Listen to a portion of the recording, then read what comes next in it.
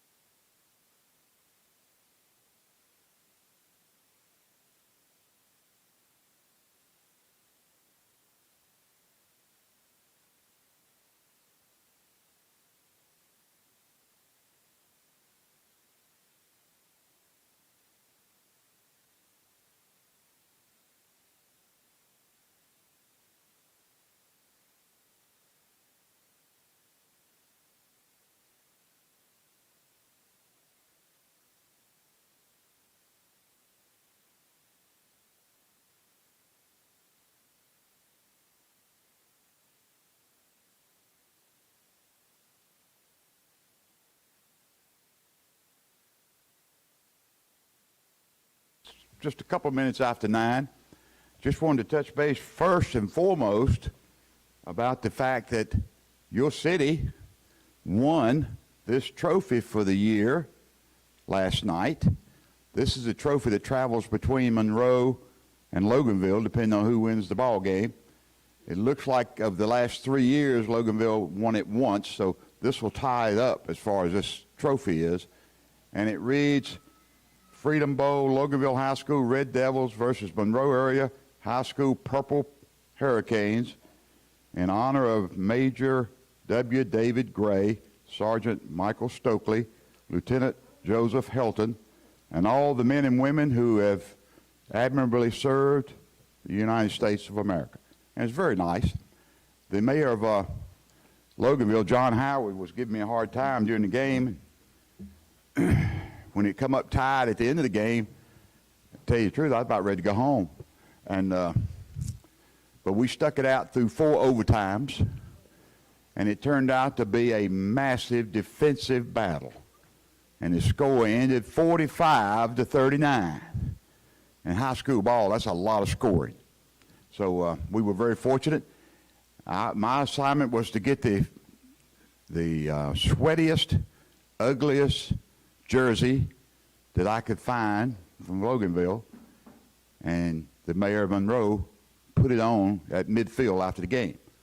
So we caught a kid, good kid, who caught him leaving the field, and he was number 78, so you know where he played. And he would graciously, after I introduced myself, took his jersey off, and John Howard put it on. But I got to tell you, that jersey must have weighed 10 to 12 pounds. I mean, it was, you would not buy the odor of that jersey as a refresher for your home. You just wouldn't do it. But anyway, it was fun.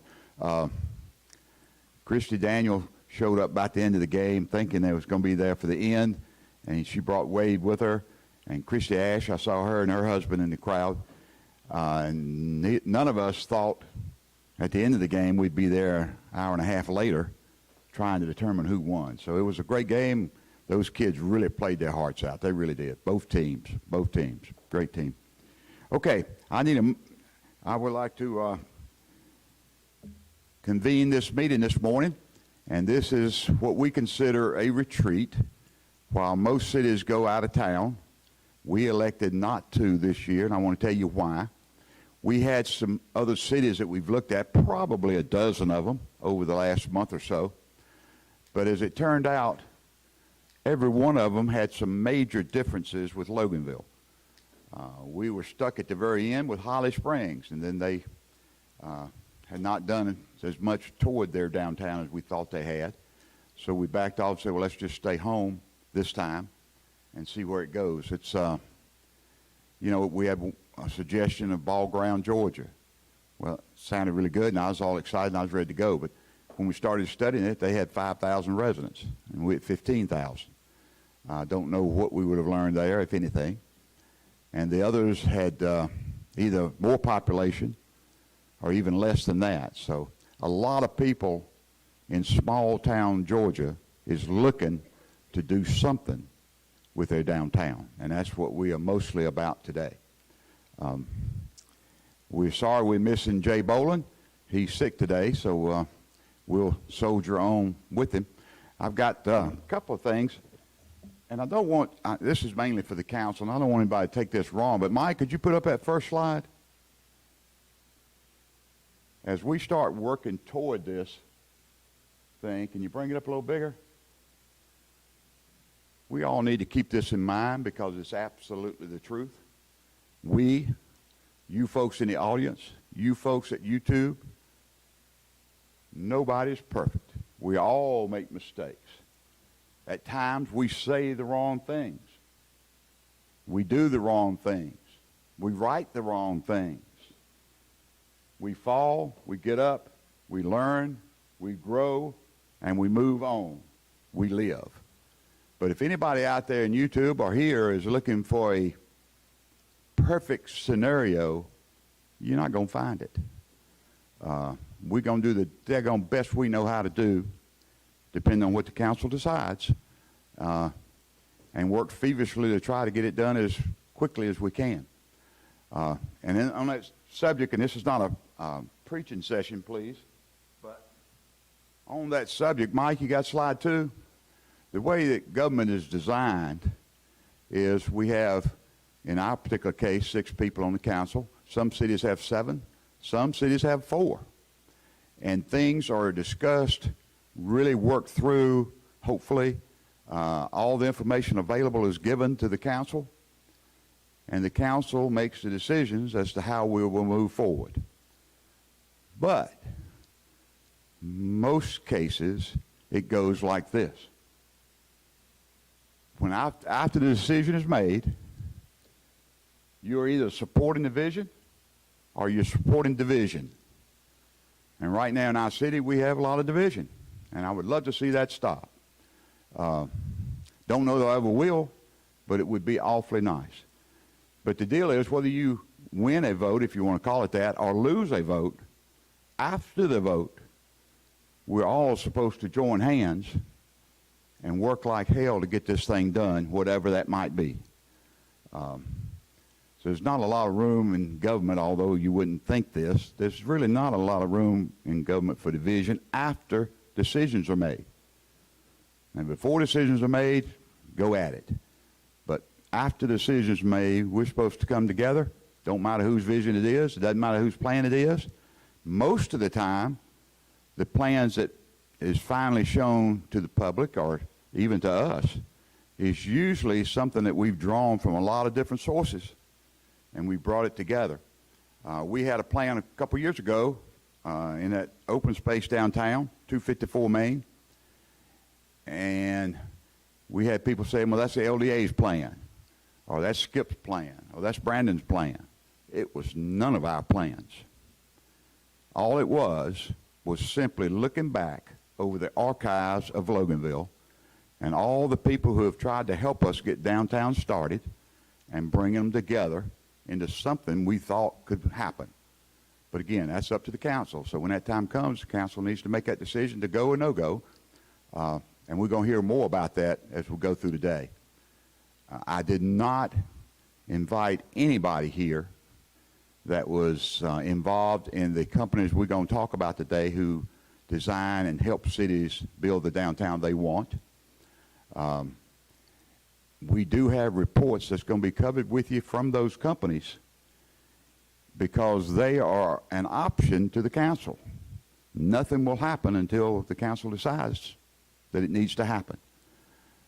And if, after hearing the rundown of each of the companies, you have a major preference, or we all have a major preference, then we'll have that individual or that person in that company come and share their company with us. But we don't want to get the horse before the cart, and we're going to try like the deacons not to. Is there any questions we can answer before this morning get started really good? Everybody okay? I hate Jay's sick, but we're okay. We're ready to go. Could we have a motion to approve the agenda, please? Okay, we have a motion from Linda to approve approve the agenda. Do we have a second? Second. Okay, we have a second from Bill. Those in favor say aye. Aye. Those opposed? Seeing none, the agenda is approved for today. It's not a lengthy one. We believe, those out there in TV land, we believe we'll be out of here before 4 p.m. And we suspect we'll be out of here by 1 or 2. But we will be done whenever the council says it's done.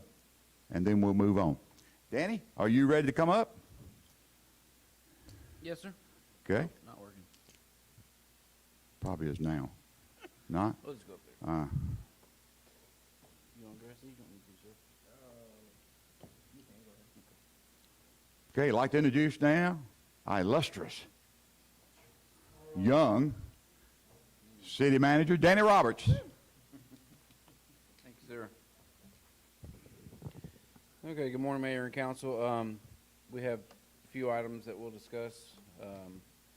We have Dustin here with us, our facilities director, who's actually brought this to me. We have 2 gates on the agenda as items A and B, Alpha Bravo, and the first one is the Lee Bird Gate. That is the main gate at at Lee Bird Road at the fire station, 789 Lee Bird Road. This gate has been in service approximately, I think, 16 years. We have serviced it a dozen times due to lightning strikes, vehicles hitting it, but it is to a point where it cannot be fixed anymore. It's aluminum gate, is that correct? It's an aluminum gate, it cannot be re-welded. The fence company that we've used, I believe exclusively, also the company that put it up, correct, is recommended to replace it. So the reason it's more, because I know Mr. Duvall, we were texting last night at 10 o'clock asking about the gate. It is a powder coated black gate. That is the difference in the cost, because it is a smaller gate than the other gate. But it's black to match the fence that was installed 16 years ago. So I'd like to ask for a recommendation to approve that, to buy that gate. It, for security reasons, it opens and closes 24 hours a day, 7 days a week. It's right there at our fuel center. Any questions? I have a question. I don't think my microphone's working. Is it working? Okay.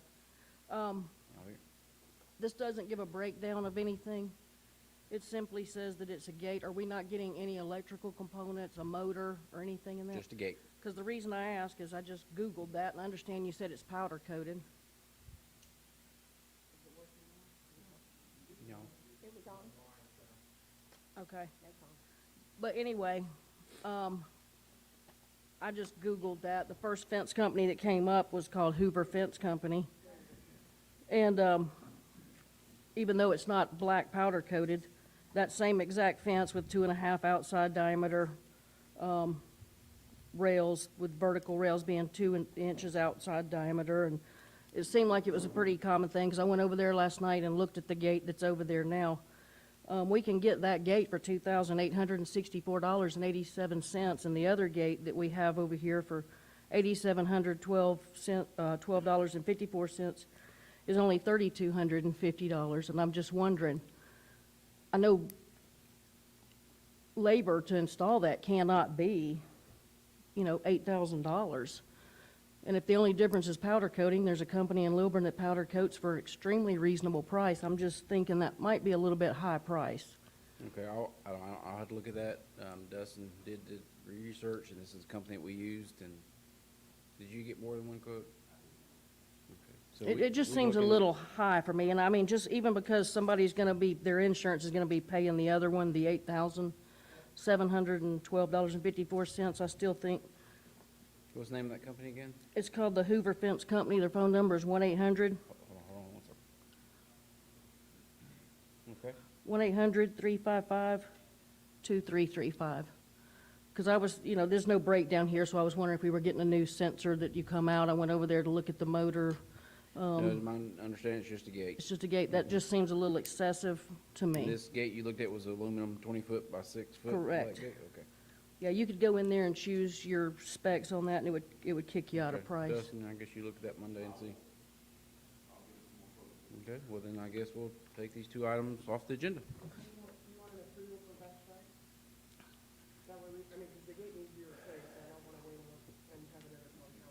Yeah. Six weeks out, not that irrelevant. We haven't pulled the trigger yet. So it doesn't matter if we win. It's a while out to get them all over. I mean, y'all can approve a amount not to exceed this amount if you want, and I'll get the best price. Did they quote a price for installation at all? Did they quote a It didn't. price? It was just a company where you go on and Find a you problem. clicked and put your things, and it tells you all the specs of the different ones. The only difference was the one that I looked at did not have powder coating. But like I said, there's a company in Lilburn I used to powder coat. It was just the actual gate. Okay, well, that, Wire on the top, there's a certain way our gate opener attaches to the gate. I don't know that it's apples to apples. and I don't either, but that's what I was saying. This quote is just, it just says 1 20-foot by 6-foot black aluminum cantilever slide gate. There's no other specs on here for me to compare apples with apples. At the very least, let's get a second quote at least. Yeah, would you be okay? I mean, I think we should make sure we got the best price. Would y'all be okay approving it for best price after he gets 3 quotes, apples to apples? That way they can get the ball rolling? Okay. They also have to warranty it, right? Because they, this, another thing, We've been using Larry. the gentleman for 20-plus years. Larry, Okay. this company, Okay. So we need a, call Larry as soon as he gets it and gets the service out of it. Well, and having dealt with, Just as soon as this company in Norcross is gonna make us wait 4 months just to talk to them. I can call Larry and probably get a beer. I know, I just wouldn't be doing my job correctly if I didn't. Some more quotes, but that's who we've used. Yeah, well, yeah, like Dana just said, have them give us an item on list, so we really can compare apples with apples. okay, we need a motion to do that at this point in time. So, I mean, we've got a quote on this that's good for 30 days from 8/17. That puts us past the September council meeting, I think. If we get another bid or two and we bring it back to the council, I'd be good doing that. Just, Ann, you want to make a motion? well, I think Bill's saying let's wait. You want to make a motion? So- We would just renew it. You just want to table it? yeah, sure, we'll Table it to the just make a next- motion that we table this. Are we okay? I mean, where are we with security if we don't start the process before September? Are we in a, Give us that much more time to order. It would be 2 weeks instead of ordering it now. If I speak, the gate on the Leesburg side, the last way to order slapped in right. The carrier rides back and forth. right, The aluminum part is opened up with the main problem. It could run 2 times, it could run 200 times. But we literally just had a new shaft, bearings and all that done last week. It's hanging on. well, So I that's- guess here's my, 15 side needs to be ASAP. Well, I guess from my own personal experience, having bought a gate for the farm by a company on Google, which ended up not being what I wanted, and it's still in my garage, I just, I would like to give you guys the freedom to get, obviously, I want the best price. Of course, I 100% agree, but I also don't want to hog tie us if we need to get a gate replaced. To your point, like, you could go use it today and it stops. Yes, ma'am. I get you. So that, I want to get the best price, but I also don't want to, This gate opens on average, I don't even know. however many times a day, right? Every time somebody comes in and out. Not a gas pump. I mean, if you could get prices Monday, you could order it Monday. Yeah, I'm okay So- with giving them the freedom to do it. That's up to y'all. All right, so, Dustin, which gate is it that's the one, I mean, The lever, the Leesburg side, at the front gate? the one that's more, that looks to be really expensive Right for what we're beside getting. the firehouse. Right. Sure.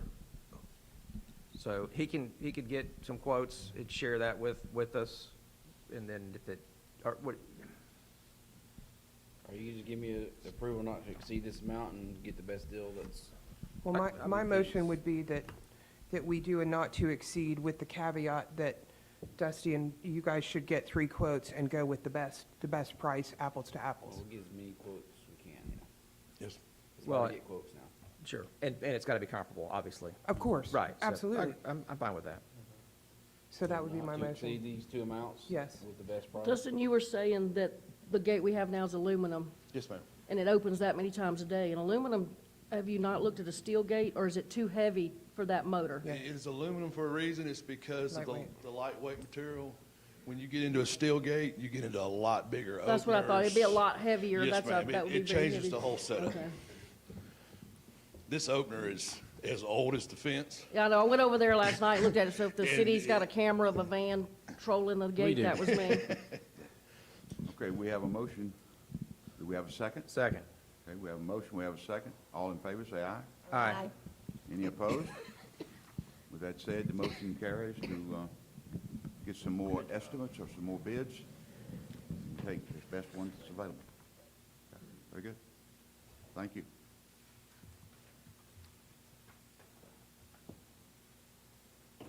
You wanna do the second one, this next one? You going to be? You doing both, then you or?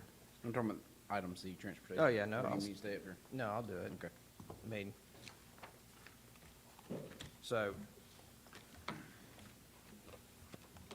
all right, so just kind of a couple of things I wanted to touch on today. In your packet, so at the last council meeting, when we adopted the new support letter for State Route 20, in your package, you had a drawing that had the Tommy Lee Fuller tying into State Route 20. That was that drawing had come from the meeting that was held previous to that by the GDOT project management meeting that we attended. And in that, the Keckenwood had said, hey, there's been a little bit of change, wasn't, didn't have anything affect as far as the project goes. It was just what we wanted to show you is this more updated before the way they had Tommy Lee Fuller, what Keckenwood had laid out. Coming off of Tommy Lee Fuller was kind of it was a curve, an S curve, if you recall. But really what we think was the best approach was to tie it in at Bobby Boss and come in there to signal, which kind of shows, it shows the cul-de-sac at the end of Tommy Lee Fuller there, diverting all the traffic down and tying back in. So that's just in the drive, the way the drive comes in from Fesco. This is what Fesco, or excuse me, Superior prefers, and it's certainly a better traffic flow. But we just wanted to share that and let y'all know, because when we presented it, and any questions on it? I have a question, Bill. Just, what does limit of construction mean on a plan like this? That's just the outside edge of what'll be affected? Correct. Okay. Yep. And Bill, is those yellow lines along 20, is that guardrails? No, that's sidewalk. Okay, sidewalk, okay. Correct. there anything else you want? No, I was just gonna try to project it up there, but internet's working too slow. Sure. Anyway, that's what I wanted to show on that. And I wanted to tag team, I mentioned that we were going to, in our next council meeting, Danny and I were trying to get it for this one, but switching gears to the Publix driveway. So GDOT has communicated that they will support the project, but we have another step. This is a traffic engineering report that needs to be done. If that's favorable, which we accept it will, then GDOT will actually add it to their program as a project number. And the way they'll do it is they'll add it, and we will contribute by providing the engineering cost for the project, and GDOT will provide the construction, which is obviously the balance of the project. But to get that engineering report, we're going to have Keck and Wood do the study. So Danny will get a quote next time before the September meeting, and we'll present it at that time and accept it. They'll get moving forward on it. Anything else on that? I'm going to go ahead, and that's it from me today. Is there any others? All right, that's all I had, Skip. Detention ponds falls under you as well. Do we have any information about Publix, if they are okay doing this? Are they going to pay their part? So or Publix shopping center? Publix contributed when we first started this. What will happen is this project will essentially be, because we're going to take the driveway that's going to be converted to a street up toward Chili's and the yeah, Starbucks. That will be converted to a city street. That will be incorporated, any enhancements will be incorporated to the project. But going off private property onto, into Publix, no, that's where the line will be drawn. And if, and there's certainly, they have the option of reconfiguring their parking lot to ease traffic, but that will be up to them.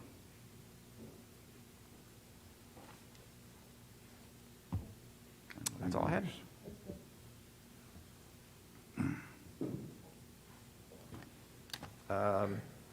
So I guess the next thing on the agenda is to discuss the detention ponds.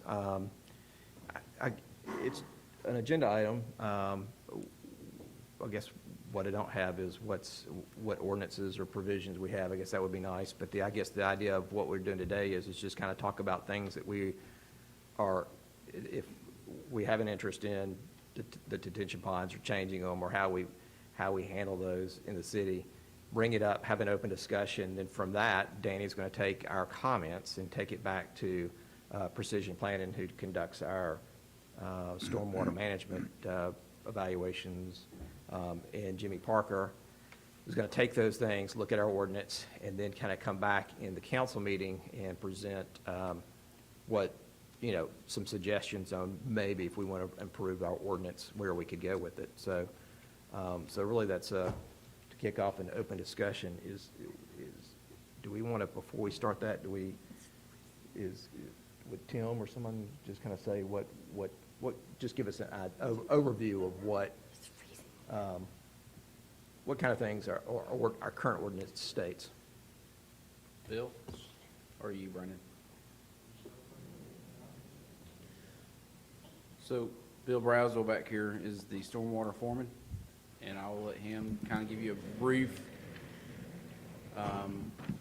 makeup for requirements for stormwater and retention ponds. Bill? The city right now, we're looking at approximately like 100, maybe 180 ponds that we're responsible for inspecting, because we are part of the MS4 with the state, and us being the LAI for the state. That's a license issuing authority to give people permission to build and so forth. We have a say-so in it instead of somebody else. And out of those ponds, it is a booger to get them to keep them in compliance.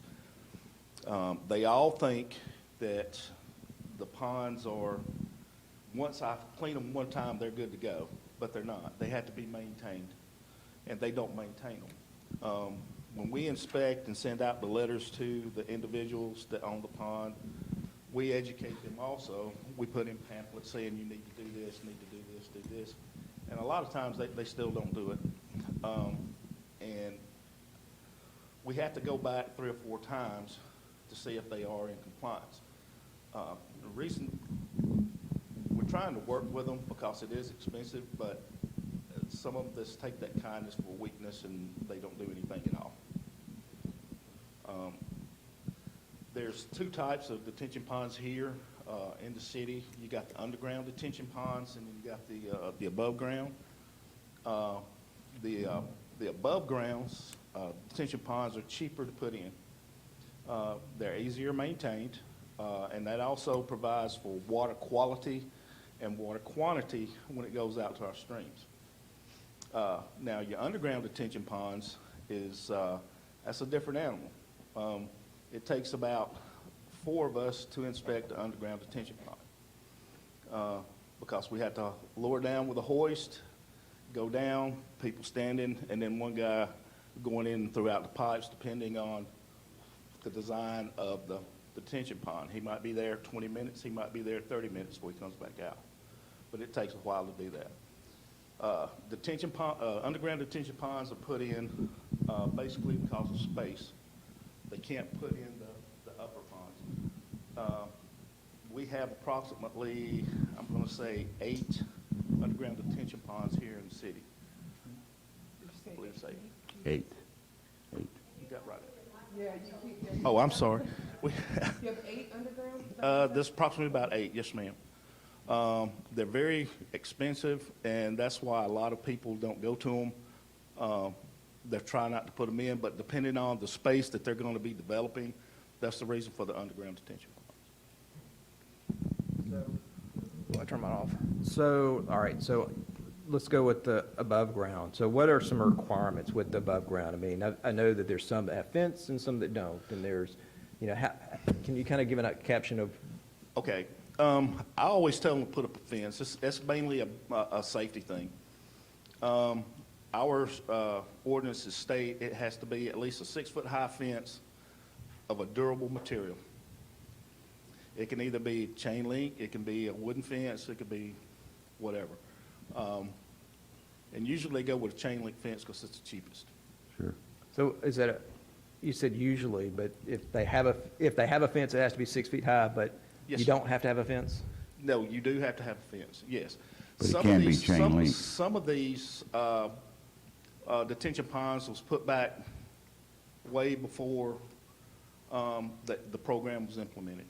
So they're basically grandfathered in because the rules and regulations back from 2000 is very different from what they are today. And they don't require them.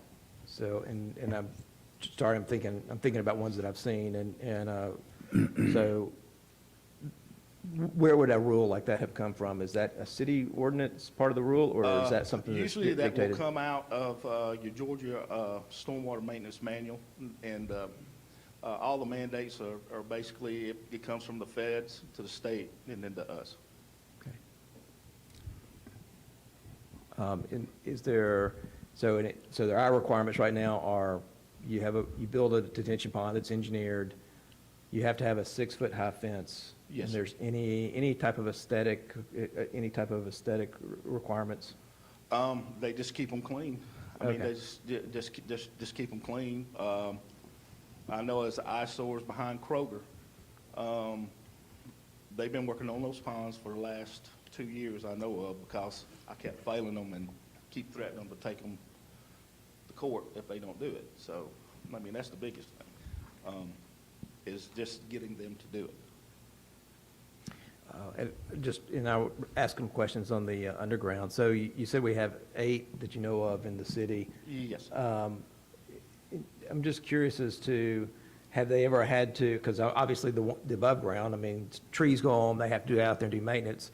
What kind of maintenance have they had to do with the underground? They'll have to hire a company to come out and get down and vacuum all of the debris out of it. so it functions properly. Is that fairly routine, or is that? Yes, sir, that's fairly routine for underground detention, but it's very expensive too. Okay. What would you think it cost your department to maintain an underground detention pond versus above ground in a year's time? Just take 1 and 1, It's 4 people instead of 1, yeah? so. So you got 4 to 1,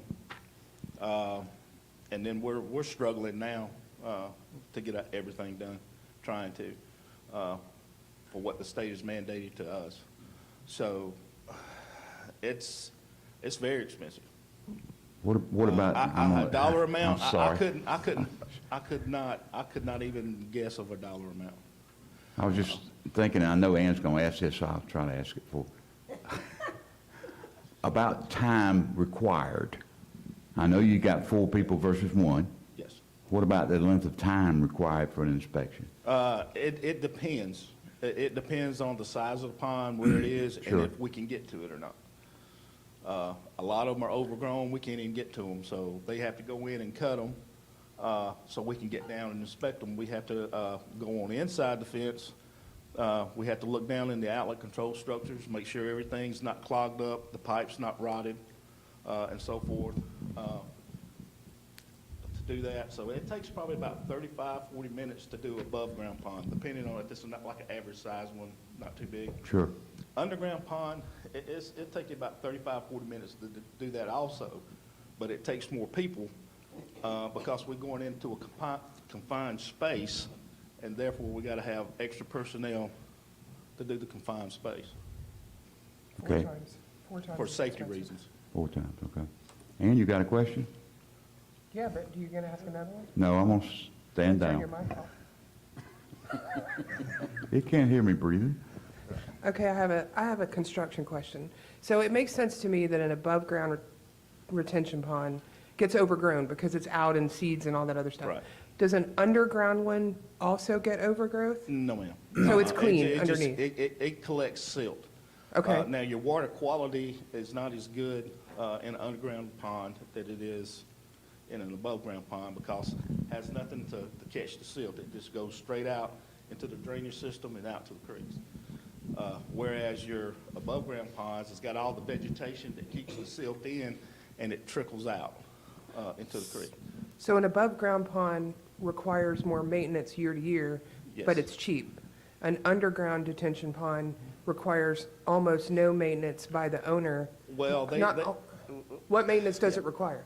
Well, you've got an inlet structure and an outlet structure coming in. You got to make sure there's no trash or debris stopping up the structures with the water coming in or out.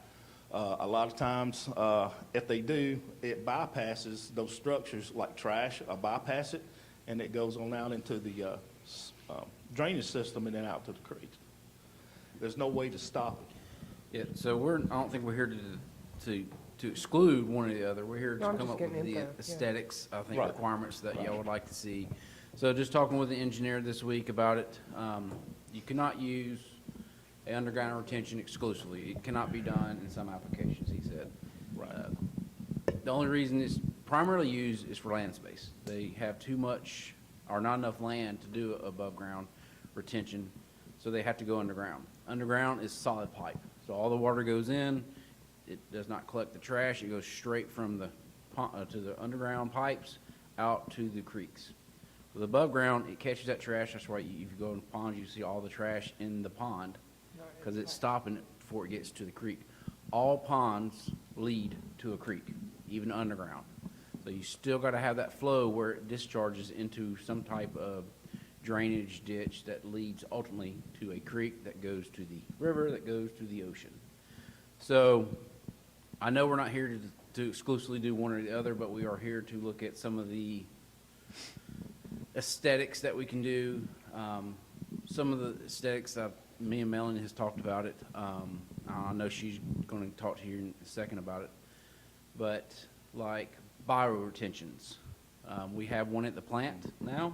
And what that is, it's a retention pond that has planted grass, planted plants in it that absorb more water, and it looks prettier, What'd you call it? a bio-retention, A bio- BIO retention. If you look at this state handout we give you for the transportation, you'll see 4 bio-retention ponds on their plan. And guess what? They're gonna be right on the project.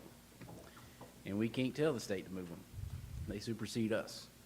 So the problem with doing bio-retention is this. This area is considered a Piedmont area, which means we have a lot of rocks. If you go out and dig in your yard, you're gonna hit granite somewhere. With that type of soil, it does not perk, which means it does not drain as easily. If you have a septic tank, you know what I'm talking about, you have to get that perk test. So with bioretentions, you would have to bring in sand, material that would allow that ground to absorb more water. We do have a system here, Brandon told me, where we have to control at least 1 inch of runoff on your property. So Gwinnett says 10% runoff. So if you have 10 gallons that is produced on your property, 1 gallon has to stay on your property all the time. A retention pond and a detention pond, there's 2 different things. A detention holds water like a lake. A retention slowly releases it. Oh, backwards, I'm sorry. So, I'm testing now, y'all passed. So, it's designed for 24 hours of the max flow before the development and then max flow after development. It has to hold those calculations for a minimum 24 hours before it releases to the drainage ditch to the creek. So we are here to discuss some of the requirements y'all would like to do. We can say no fences. We can say plastic vinyl fences. We can try to make a percentage of runoff higher than what we currently allow. Just give you all some quick options. We can do more bioretention ponds to help kind of to hide the effect of retention ponds, but like we said before, water has to go where water goes. We all know that. I know the big thing across from Chick-fil-A Freddy's is, oh my God, that's a disastrous pond. What are y'all gonna do to move it? That pond has been there since 1999, guys. You just didn't see it because of trees.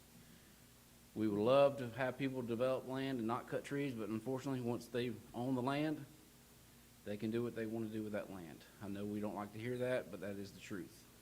But maybe there are some things that we can compromise with them and saying, hey, on the non-dam side, let's put some more plant material. But those plants grow and eventually they're going to have to be maintained. Enforcement is another issue. Like Bill said, we have 180 retention ponds. A lot of those are in swamps. A lot of these belong to private property owners, which if you look in some of the subdivisions, you would think, hey, that's HOA responsibility. It's not. It's whoever's property is owned. So if you didn't know this and bought this one piece of land and you're taking the retention pond that covers the entire subdivision, it belongs to that property owner. And these things can get very expensive. Alexander Crossing just had a dam failure. They have spent close to 600,000, and that was us working with them. Our requirements required to use concrete pipe because the way it was written. But if you've done any projects now and try to buy, for one, you can't get concrete pipe. If you do get it, it's a 7 to 8 month lead time, and then concrete has went up about 500%. So they were looking at $1 million. Don't quote me on that, but it was what she told us roughly, right? So we came together.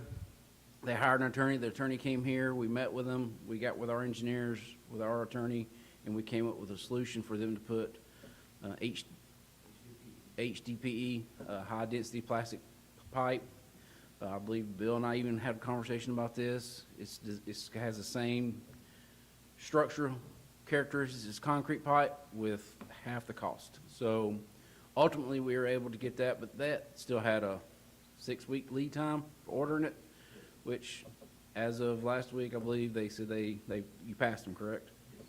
So that's up and running. But that took, 4 months of Bill pretty much working, I'd say, once a week on that to get that solution. So imagine if that was your property. Luckily, the homeowner association for Alexander Crossing, or the management company, paid for that. But if that had been your property, 600,000 to 700,000 to replace that. So we came together. They hired an attorney. They came here. We met with them. We got with our engineers, with our attorney, and we came up with a solution for them to put HDPE, high-density plastic pipe. So we would have came to you as, I would have came to you and said, Bill has failed them, he has fined them, what do you want me to do? Because they cannot financially afford that. Just think what y'all would have to say, tell me to do, because our job is to enforce it. But if they don't pay for it, we have very limited on what we can do. We can take them to court, and the judge can fine up to $1,000, but that's it. But they would have came to y'all and asked for a variance on that, or asked the cities to fix this. So that is why, back in 2000, and when did we implement pond maintenance agreements, Tim? You remember? Around 2000, I was gonna say 5, but 2008, we now made HOA responsible for the ponds. But even with that, we still have people right now, HOAs right now, that are not willing to do what we ask them to do. So we try to work with them. We's like, look, just go clean 10% of it this year. But we gotta work towards it. State gets onto us, we have to get onto them. But if you're in a HOA, we come to you, we probably have, it is a very costly thing to maintain. We do own a few, the city does. We have, the one I was telling you about that's on private property, we have, took that through us working on it illegally, and it became ours, but that was before any of us was here. But now it's my responsibility to take care of it, because we went out there and worked on it. So, Is a regular pond, like a regular detention, retention, whichever kind it is, harder or easier to maintain than a bioretention pond? Does it matter? It's probably about the same. About the same? Maybe a little bit higher, cost, because you have to make sure that the sand's not stopped up or the water can go through and so forth. Right now, at Logan Point, townhomes, they're gonna be installing 5 bioretention ponds. So they're being more environmentally, Conscious. you know, What about conscious. fences? I mean, fences are for safety, but if it's a biopond, I mean, for me, like, if I look at a pond, what's ugly about it is the fence. I don't mind the, Yes. so if we did bioponds, could we eliminate the fence? so if you have enough property, No, what- ma'am. It depends, I'm sorry, Danny. No, go ahead. It depends on how it's designed. yes, that's what I was about to say. It depends on how. So it's if you have a designed. lot of land and so with the bioretention, you have to have, the slope has to be different. Now we have 2-to-1 slopes, I would imagine, roughly. But with the bioretention, they're more like swells, so they're bigger in diameter, but the slopes are very gradual. Those you would not have to have fences, and those tend to blend in with the land. So if you're riding by, you don't, that's what draws your attention to the fence. The fence is what draws your attention. Even if you put a nice vinyl fence, it's still gonna draw your eyes to that. You know, Danny Ford subdivision, he's got a white, I believe it's a white panel fence, but it's a very nice fence, but it still draws your attention, hey, what's over there? So if you did bigger ponds, but with that, you have to have more land. And usually that's dictated by the site layout and by cost, I would imagine. That But- and the water runoff reduction, Yeah. everything. This is a very technical, doing a pond. And next month, we'll have the engineer come and kind of give you a little bit more detail on it, but it's not simply just, hey, water drains here, let's dig a hole. Because they have to account for the runoff, the silt. And before a pond is released from the builder or developer to the HOA, they have to dig the pond back out to the current design specs, elevation, because if you know anything about Logan Point, in the 20 years, it was, trees all were torn down. It filled up with silt multiple times. And they had to go out there and clean it out and haul it away. Because we don't want that in our streams, because it will cause the issue of flooding. But I do think that one of the biggest issues is the aesthetics, and that's what I've really been digging into, the first part of it. And I don't know, we didn't print out all these for everybody, but I think the big problem with Freddy's is the fact that you do see it. Like you said, it's been there for 20 years, but before it was surrounded by trees. And then the developer went in, clear-cut the thing, and now he's put in a fence with that tarp-looking material on it. And so that draws your eye to it. But, you know, if we allow these, if we change the can you write into the ordinance how their aesthetics have to be? You can write what it is. I mean, there's some of these bio ponds that you're talking about in some pictures I have in here, that because they're not always, we don't always have a lot of heavy rain all the time, so they're not always gonna be full of water. And a lot of these bio things, they put basketball courts in them or things, and the kids, it doubles up as a green space where people can use it and play, kids can play in it and everything else. It becomes and rather than having this big hole in the ground, there's a space where you can actually use it for other things, and it really blends into the, I mean, I'll pass this around if y'all want to look at some of these pictures, but some of these things, you wouldn't even know they were detention ponds, because they're that well blended into their environment. And, you know, just on this page right here, when Danny was talking about y'all can't see all this, but there's a detention pond right here. There's a white fence, but there's trees around it. You would not even know there's a detention pond there, and that's really where I'm going with, we want to get rid of the eyesores, and we want to make things more attractive. Well, I know the problem with trees and a dam, and you have to be careful, the root structure, so sometimes you have to pull them out, because you'll compromise the dam and the slope and all Right. that if you leave the trees. So that's just an unfortunate hazard of a pond, but, you No know, plants or trees can be planted on the dam. Right. On the No, other I know side, that. yes. Yeah. And then the bioretention ponds, the bioretention is not the one fix.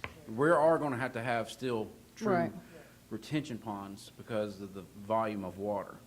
But, you know, maybe we can say, hey, we would like to see at least X% of retention ponds to reduce, because the more bioretention you have, maybe the smaller that pond actually has to be. But these are the things that the engineer will have to tell us. We can just tell them our wish list and say, how can we do it now legally? So, But we can, go ahead. so like say, over a certain acreage, they could do bioponds, but we'd have to have different classifications based on acreage or something like that in our zoning Well, to it's not allow. Always different about kinds of the size ponds. of land, it's the size of the impervious surfaces, The your runoff. roof line structures. All those go into calculations when designing a pond because you got your runoff. So the more roofs you have, the more concrete you have, the more parking lots you have, the more runoff you're gonna have. It's all about the flow of, that's why we have to see the project. The engineer looks at the project, and based on the calculations, the pond size is developed. We don't design the ponds, their engineers do. Only thing our engineers do is look at it and say, okay, your formulas are correct. So I guess what I'm wondering, so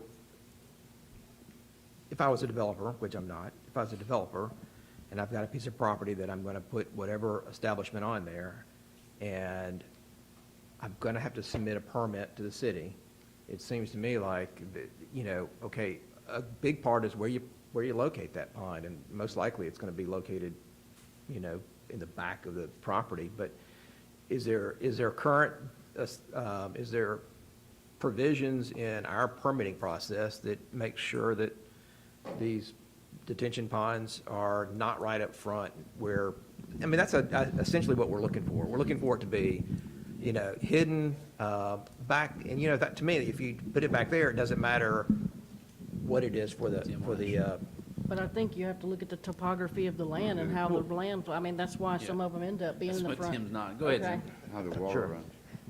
Yeah, the topography of the land is gonna dictate where the pond has to go. You can't put a detention pond in the back of the property if it's up on top of a hill. So, you know, no, but my point is we've, right now, they could build they could build it underground or they could build it above ground, because that's provided, right? correct. Okay, so if what we're looking at is trying to make it so that the visible, you know, listen, if we want to put in there that, hey, you cannot have a detention pond that borders a city street within, 100 feet or without it being, you know, some type of aesthetic treatment, then when it comes in the permit application, you have the opportunity to look at it. Because if we're talking about, you'll have the opportunity to look at it to see if it meets that requirement. If they want it up front, then it probably might have to end up being underground, is my point. So is there some way in the permitting process that gives them guidance on keeping it away from site, is where I'm going. Not in our current development regs, it don't. Y'all can do any kind of aesthetics y'all want to do, you know.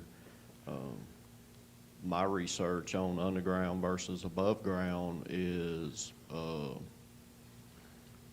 groundwater recharging. With underground detention, the water does not recharge back into the ground. Everything goes through pipe.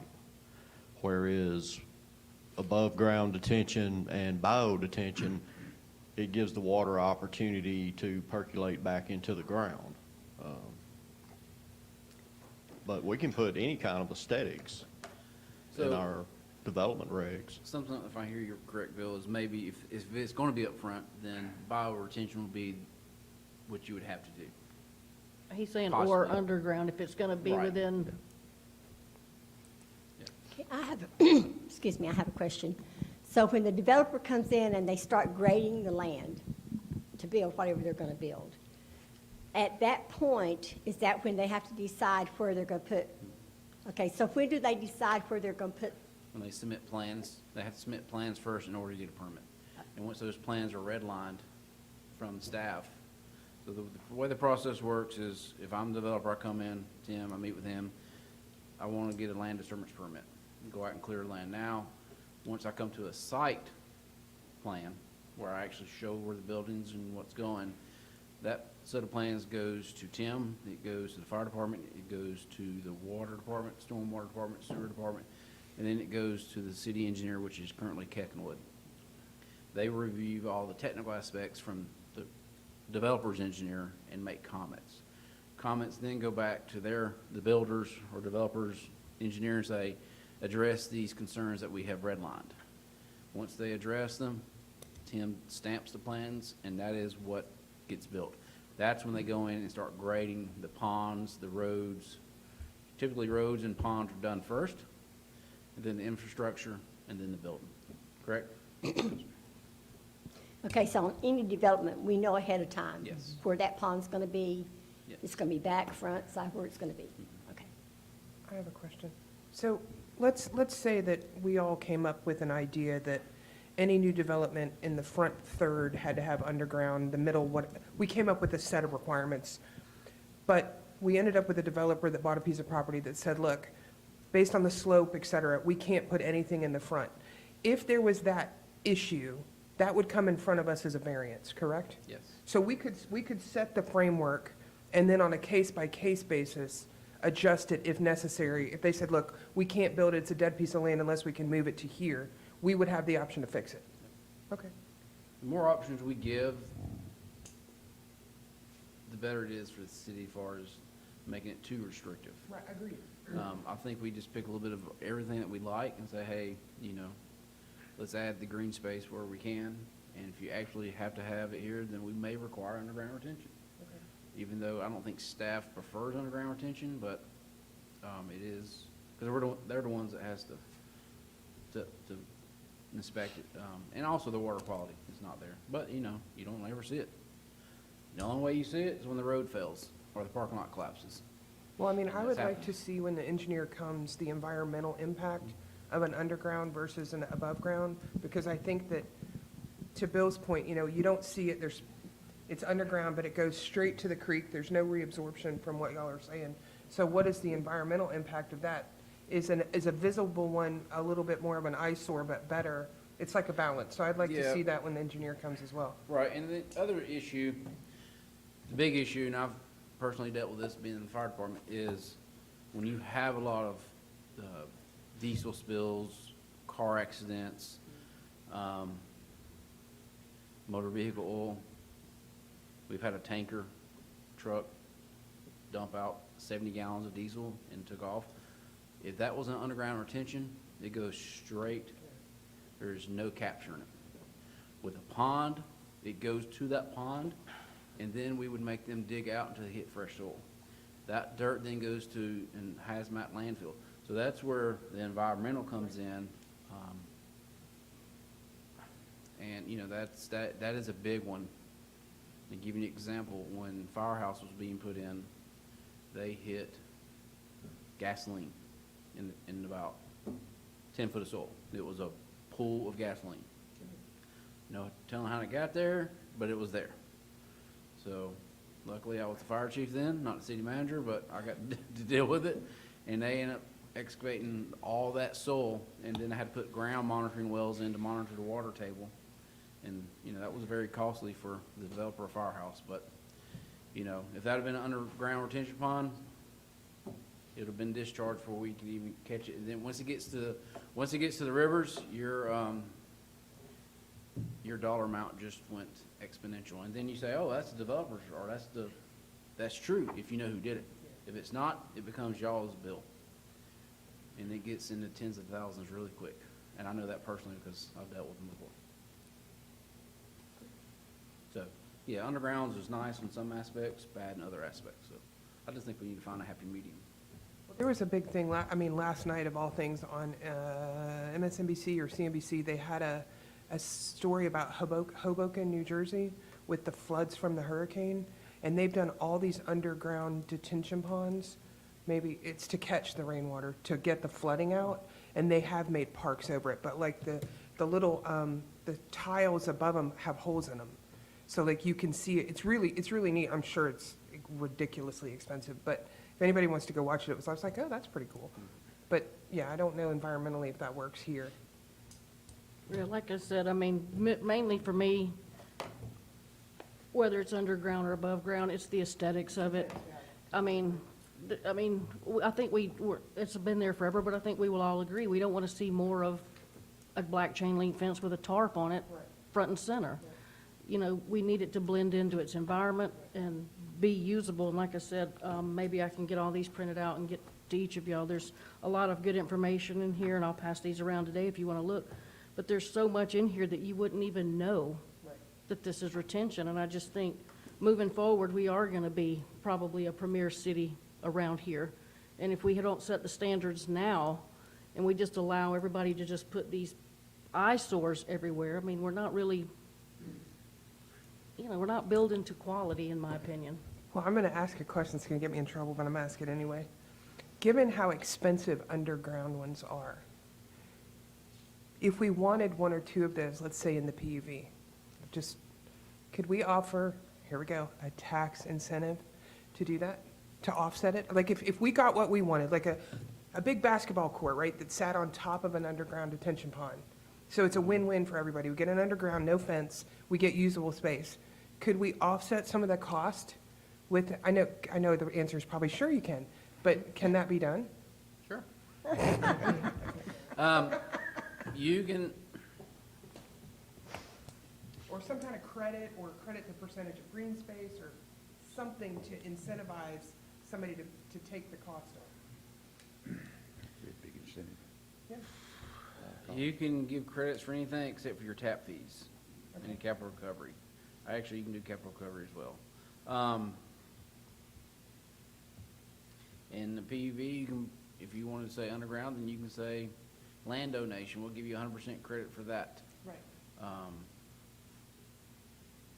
Or you can, if you really want to be nice, you can say, hey, we'll give you 1.5 land credits. You know, if you give us 10 acres, we'll give you 15 land credits towards your overall, if you do underground. But I think the bigger the project, the more difficult underground retention becomes. Is that a fair statement, Bill, or no? The bigger the project, the bigger issue underground becomes. Because you're talking about a river of runoff. Right. I would prefer to see more bioretentions, to Melanie's point. And then I would say, if you have to put it up front because of geography, then you may have to put X percentage of underground. Well, and maybe that's how we address it, that if Right. you have to do something up front, that's where the incentive comes, 1.5 or something. Don't think we want to get rid of fences, because there are going to be times for safety issues we need to put a fence. But let's come to an agreement, what kind of fence? Maybe, I don't like chain link fence either, but maybe a vinyl fence. I don't like wood fence because we know what wood happens. At least plastic, you can pressure wash it and it's nice and shiny again. But you'd like to see maybe a vinyl But a 6-foot fence, vinyl fence, that's a big fence. It is, but I was reading in here now, you know, it's talking about with the invention of things like Trex and the manufactured wood that's made out of, it looks like wood, but it's plastic, and it said it requires zero maintenance for Yeah. how many ever Like the years. deck boards. But it said, you know, but it's talking in here, and I mean, it makes sense, because like I said before, the reason why I said underground detention is because I really didn't realize there were things like swells Yeah. and bio, you know, until I started really reading it. And I mean, some of these things look like parks. They literally look like parks, and they're retention. I think what we'll Detention. do is, me and Brandon will get with our engineer, or 2 engineers, and say, this is what the council likes, and y'all tell me yes or no. Brandon, somebody write this down. Swells, we'd like to see more swells by retention. We'd like to see capturing more runoff on the current property, not the creeks. We would like to see some type of artificial material when fences are required, maybe not so high. I don't think we need a 6-foot fence. I think we need, you know, maybe 4 foot the most. I think we need to look at plants and trees that absorb more water than conventional plants. And we can go sort of heavy on greenery, Yep. because that's a one-time deal, hopefully. And then really limit the, if ponds must go road frontage, then we limit it to a certain percentage, where you, somehow we gotta word it where a certain percentage may be required to do underground or retention. Does that address everybody's concerns here? And hopefully I'll have something to present in the packet by September. Well, I've still got the links to these 2 of the best packets I found, so I can email each of y'all these 2, and then you can just look through them. And I guess we can probably, if something's within 50 feet of a major artery, we can go into like a stage 2. You got to go to this part with greenery and all that kind of stuff. So we'll eliminate what, Or maybe we copy what GDOT does, if it's, I mean, they're doing 4 ponds, literally touching Highway 20, and they're doing bioretention ponds. mhm. Maybe we match that. Do we have any future developments in-house, in plan review right now? We do, don't we? Tommy Lee Fuller's one of them, isn't it? Trying to be? Yeah, he's already submitted plans, I know. Yeah, they're in the plan review process right now. Anyone else? Claude Brewer. They've already been in plan review. We couldn't do nothing. Yeah, with they've them. already, their plans have already been So approved. those, where are those ponds? They're above ground detention. Yeah, but where located, in the back of the property? One's up front and the other one's out back. There's 6 of them on the property. Yeah, Which property are you talking about? Claude Brewer. Okay, so those have already been approved. Tommy Lee Fuller, I imagine, has already been approved too, because they've already put roads. Yeah, in. they're going through a process with the utilities department about the size of their ponds at the moment. But, I mean, they're still under review. They hadn't been given a permit yet. So just know those ponds would be exempt. Anything y'all, until y'all approve it, any plans that have been reviewed and approved are already grandfathered in. You can't go back and require that.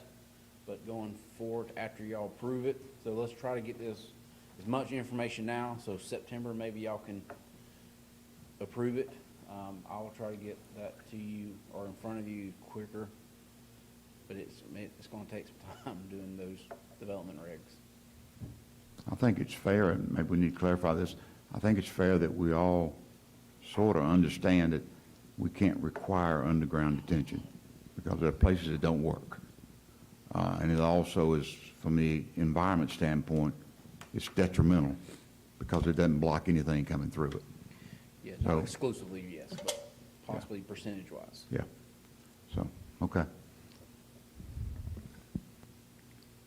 Any more questions? Okay. I just need those notes, I wrote them down, so did you write them down? I forget. Okay, thank you. 'Cause I'll forget come Monday. Okay, next item. Main Street Director update. No, we like it. I'll need a motion to go into executive session. Okay, we have a motion, we have a second? Second. Okay, all in favor, going into executive session, say aye. Aye. Opposed? Okay? We also need to have a motion to close this meeting out. And a second, we'll take a vote, and then when we come back, we'll have to reopen the session again. So move to close out this session. Okay? We have a motion, we have a second. All in favor? Aye. Opposed? Okay, we will move to executive session, Won't be long. and we'll be back shortly.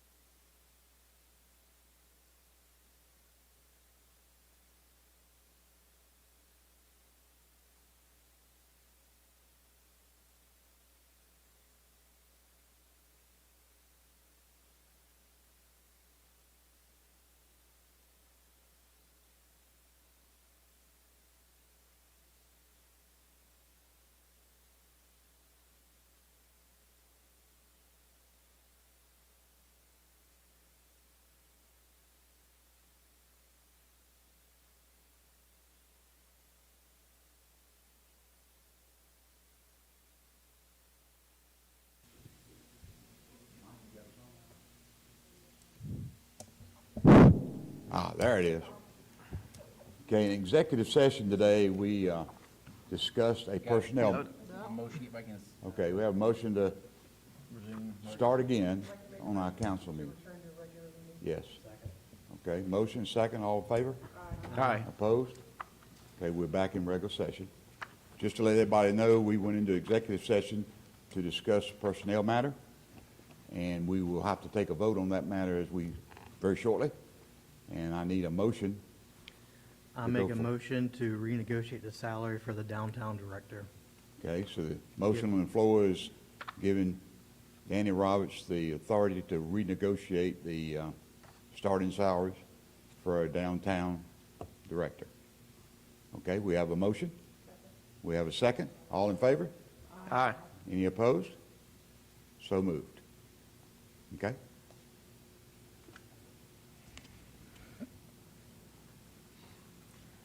And we need to move into the plan and go through the plan. Go right to planning and management. Okay, also today, as we discussed earlier, we're going to cover 3 options that we have about firms and government entities that could help us realize our downtown vision once the council decides what that vision is. And if we could, we'll have Brandon Whitfield come up. All of you, I think, has got packages on all of Do these. you want me to come up there? or Sure, just stay down just so they can here? hear you better, and the audience too. Okay, so I'm gonna go up there? Mhm. No problem. Yes, please. No, just two. I'll talk about it when we get up there. So I want to introduce our Economic Development Council member, Chairperson, Brandon Whitfield. Thank you, Skip, and thank you, council, for hearing me out on this. We need to come up with an overall vision, so once we get somebody hired, if we do get somebody hired, we need them to have our vision and the city's vision, the people's vision, to get to work on downtown. And it's gonna be a pretty monumental task in doing that, so we kinda wanna go ahead and get ideas going and get the process started, so we don't do this while they're here and kinda waste their time twiddling their thumbs, in other words. So I studied 3 options. One that was recommended to me by the Georgia Cities Foundation, who we worked with through the Development Authority. They have a program called the RSV program. It's a year-round program, and we didn't really qualify for it. So that's why I didn't really include it in a packet, but you can go online and look it up. They really require us to do a fellows program first, which is like a college program. They take it to the UGA, and they have the college kids work on it. And I'm sure they do wonderful stuff. It's just, that's another expense we'd have to incur before we got to what we actually wanted to get to. So that was kind of a, dead subject, but a few things came out of it. Because that one was $75K, not including the fellows program. And they really spoke a lot with 3-year work plan. So they said the best they could do would do a 3-year work plan, because after that, every 3 years, you need to have it updated. And having a plan like this or any other ones that we discussed is going to help Robbie potentially get more grant programs and stuff like that to make it easier for us to pitch things in the future. So the first one I want to talk about is actually the one that's attached in your packet.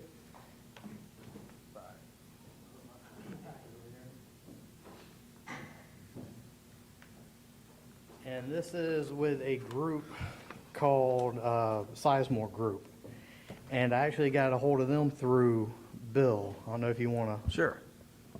So, after, wanting to see, I'm very visual. I want to see a plan. I want to participate in that. I want to see us make the right decisions. And I was trying to figure out how to get there. And talking with people that I work with, I got introduced to this company called Sizemore last fall. I started talking to an architect that's mentioned in your packet named Bill D. St. Aubin. Talked with him about, a bit about some of the projects that he's worked on. A lot of big ones. A lot of big projects around. You know, and this company, they do urban planning, they do architecture. I mean, they'll do a building for you, but they'll also do the whole master plan as well. And so started talking with him, and then late last fall, I introduced him to Skip to say, look, you know, here's what we're, you know, this is what we're looking for, just to make some acquaintance. And at that point, I kept talking to Bill and trying to say, okay, well, where do we want to go? I don't want to sit down and start into a, you know, another year-long study and that type of thing. I'm thinking, well, what could we do to try to get some pencil on paper and get some real ideas that we can focus on. And he presented or mentioned this, what's called the mini charrette, and that's also in your packet as well. Well, as we were doing that, as I was talking with him, is, you know, we had not Skip, Brandon's going to start off as economic development chair, so eventually I introduced Bill to Brandon, and that's why this packet is mentioned, is, you know, addressed to Brandon, and Brandon's talked with him. So anyway, they're super nice. I like that they have a lot of experience working with various, you know, cities around the state. I mean, from large ones to small ones, you know, and certainly we don't fall in the large group, but we also are not very small. But anyway, Brandon, I mean, because if you Go look ahead. at page 8, just all the stuff that he's worked on personally, Bill, the principal in charge, as it says right here, there's a lot of them. And you see, and they even have examples in here of the Alpharetta 10-year master plan. But they also work with them to update it every 3 years. And that's why a lot of the stuff that we already currently have is outdated, and we haven't been updating it. So this is how not to spend a ton of money doing it, because doing it a full out is going to be very expensive. This is a mini charrette. So, and I'll go through the whole process here, what a mini charrette is.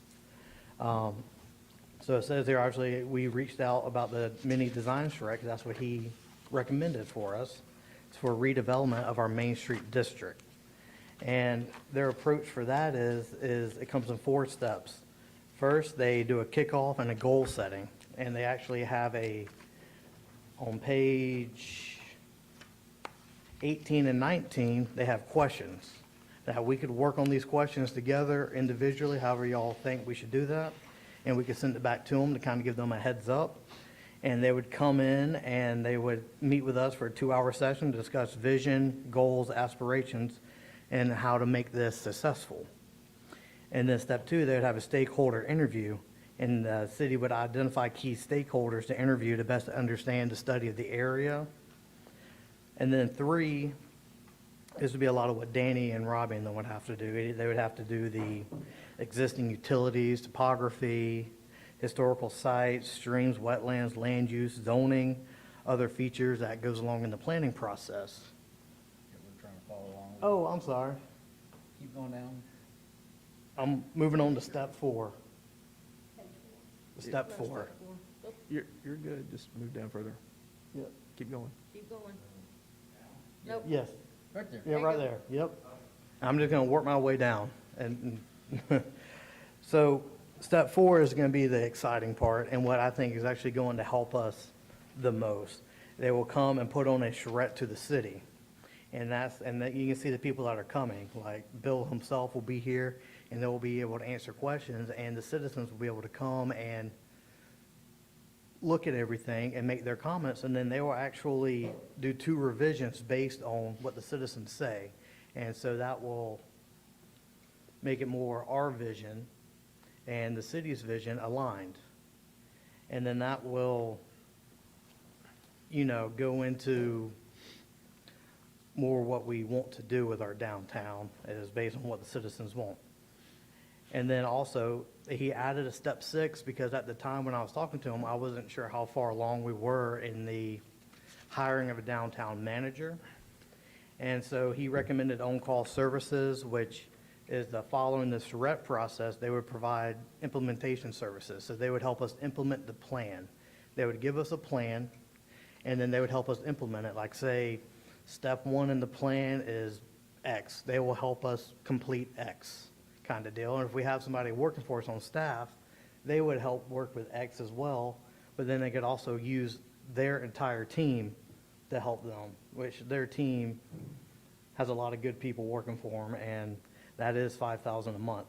Now, it says it's 3 years, because you'll see a lot in these, everything's 3-year based. I'm not saying we have to do 3 years. If we hire somebody, I'd say we could do it for 6 months to a year, or we could, determine it at that point. And obviously, Robin's gonna have to look through these and make sure anything we want to clean up in here, let's clean up. The mini design strike estimated about 1 month, but implementation services are estimated at 3 years. Because really, I wanted a 3-step process. Where we are, where we want to go as a city, and how do we get there? So we have step-by-step instructions to complete the vision. And that vision is going to include a lot with getting the citizens on board and, making it's their ideas. That's going to be shown in the charrette, because we're going to send them a lot of our studies in the past and the highlights and the survey from the CAG, so they know kind of what we're going for here. So the citizens are going to have, the ones who filled this out will have, firsthand knowledge, their ideas in there before the charrette, and then when they do the charrette, then even more will be put in. And then that's when they'll look at some of the other stuff that we've done in the past, when the DCA came in and recommended for the historic downtown to be redone. And they'll look at a lot of other things, and when we went to the municipal meeting the other day, Monroe was telling us about one of their new technology things that they have, where they can show the demographics of who comes where and where they come from, stuff like that. So that could be a resource that we could reach out to them and say, hey, can you help us with this kind of deal? And hopefully Logan and them will help us. Obviously, Danny would have to ask. And we would also use our demographics that we don't have to pay for. I'm going to explain this a little bit more here in a second. But I know we all got this packet from Walton Chamber, not Chamber, the Development Authority, that says, well, that we're Middleburg and what all of our stuff is. So we don't have to pay for all this. It's already done for us. So that saves us a lot of costs, because it's already been done by other people in the county, and we already have that information. Because you can see down, like value add service, market analysis, we don't need that. Specialty consultants, later on down the line, if we need to negotiate more with DOT or something like that, they could help us with that. But that would be an add-on fee. And hourly implementation services, like if we go over the 35 hours per month kind of deal. Program management, and that's a percentage of the fee based off the development value. Development services, that'd be like if they actually came in and helped us develop the property. Yeah, I'm on page 2 now, or page 3, my bad. And then, the rest of it is just the contractual stuff. But they did and I asked them, I go, send anything you think that would help me pitch you to the city, because we don't want anybody here that, because, the last meeting kind of got derailed because we, had other people come. So attachment A kind of goes for additional services as well, like rezoning support, stuff like that, these are other things that they offer that we could use on them. It just wouldn't be covered in the mini charrette. So you can see their firm does a lot. Like if we want a waterfront or professional watercolor of a proposed area, they can do that. Can I interject? Yes. So, if you realize the development we did several years ago, okay, how about that? Is that better? So this is something the council, if we do get a development, I would love to see a firm that would tell us like, hey, rezoning. You may need to rezone your downtown district to allow for this. We changed some of the alcohol requirements to allow certain type of restaurants to come. We did where you could actually walk with an open container and decriminalize that for the Main Street District. So I would love to see a firm that can offer, especially like incentives. I mean, I know we don't like to talk about that, but that is a true aspect of any redevelopment. They could tell us, hey, this is, you know, a good thing or not a good thing. None of us has done any of this, so for a firm that has done this and has proven track record, I would love to see additional services and, you know, especially with like architectural. We just talked about retention ponds. This is something the firm could probably help us with as well. Maybe instead of downtown, instead of a detention pond, we put a lake with a fountain or something. So that's what this is very important. Yes. Yes. So when they said, you know, that we had the design charrette and everything for the 24/5, and then implementation at 5,000 a month, and they recommend 3 years, are these additional services part of that? No, this would be So that's something in we'd addition, so the have to pick 5,000 is addition. just to have their management of the project. Plus then it looks like they do a 1.1 cost on this other stuff, is that right? That's what I'm Okay. led to I'm just believe making as sure I read well. it the way. Okay, thanks. Because when I asked them to send us this information, I made sure, I was like, please send it before this date. So, because I didn't want to have it too early or anything. I wanted to make sure that we were all kind of seeing it within the same kind of time period. But this is just the beginning stage of it. I don't really expect us to vote or pick one tonight. Because if we do hire somebody, I'm going to want their input on which one they prefer. And then, but I just want to go ahead and get out in front of it so we can all be working on this together. So the 24/5, that's for everything, step 1 through 5. And then if you Yes. wanted additional service, it's $5,000 a month. Is that the way that is? That would be for implementation. They would give us like a 3-year work plan. Okay. And that would be like, you know, step 1, the LDA needs to do something. So they would probably work and do that. And then like step 2 might be, I don't know, y'all have to change the zoning on this one matter. And then they would help us with that as well. Right, but for the 24/5, they come in, they have the meeting with the public, they meet with us, they get all that, and that's just 24/5. That's just like a flat rate. Yes. And then the implementation is $5,000 a month. Yes. Okay. That's the way I read it. But if we want to add anything else like watercolors, watercolor design thing, then that would be extra. That's the way I understand But I it. mean, theoretically, you could get, for 24/5, we get a pretty good idea and start and where we're going. Big aerial overview. Exactly. what Right, we'd like, right. And then if we yeah, want to implement it, then then we it's could, 5,000 a month. Yep. okay. Because I just don't want to have another plan that goes to seed because we never acted on it. So I want to put something that we're all happy with and something we can all work towards to. And this is one of the best options to get a master plan. And we need to get that before we can do anything. And this firm does A to Z on it. They've done it plenty of times. And I'm even going to, you know, use a few of their examples because he was very smart, a lot smarter than most of us probably. Let me go down. I'm going to be on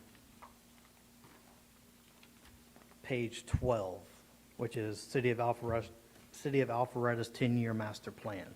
Brandon, can I interject a couple of things? Yeah. The very few minutes I was able to talk to Bill, and it's been a long time ago, the couple of things I asked him was, what was the size of their staff? At that point in time, they had 19 people on their staff, which is a pretty good size. The other thing I felt like is we specifically discussed we want to keep the small town feeling in our environment, whatever that ends up being. And he seemed to have a real appreciation for that. He did. Although I see here he's worked on other cities that had different options, but he could be very well the person that, either one of these companies could do very well the people that put your vision into play.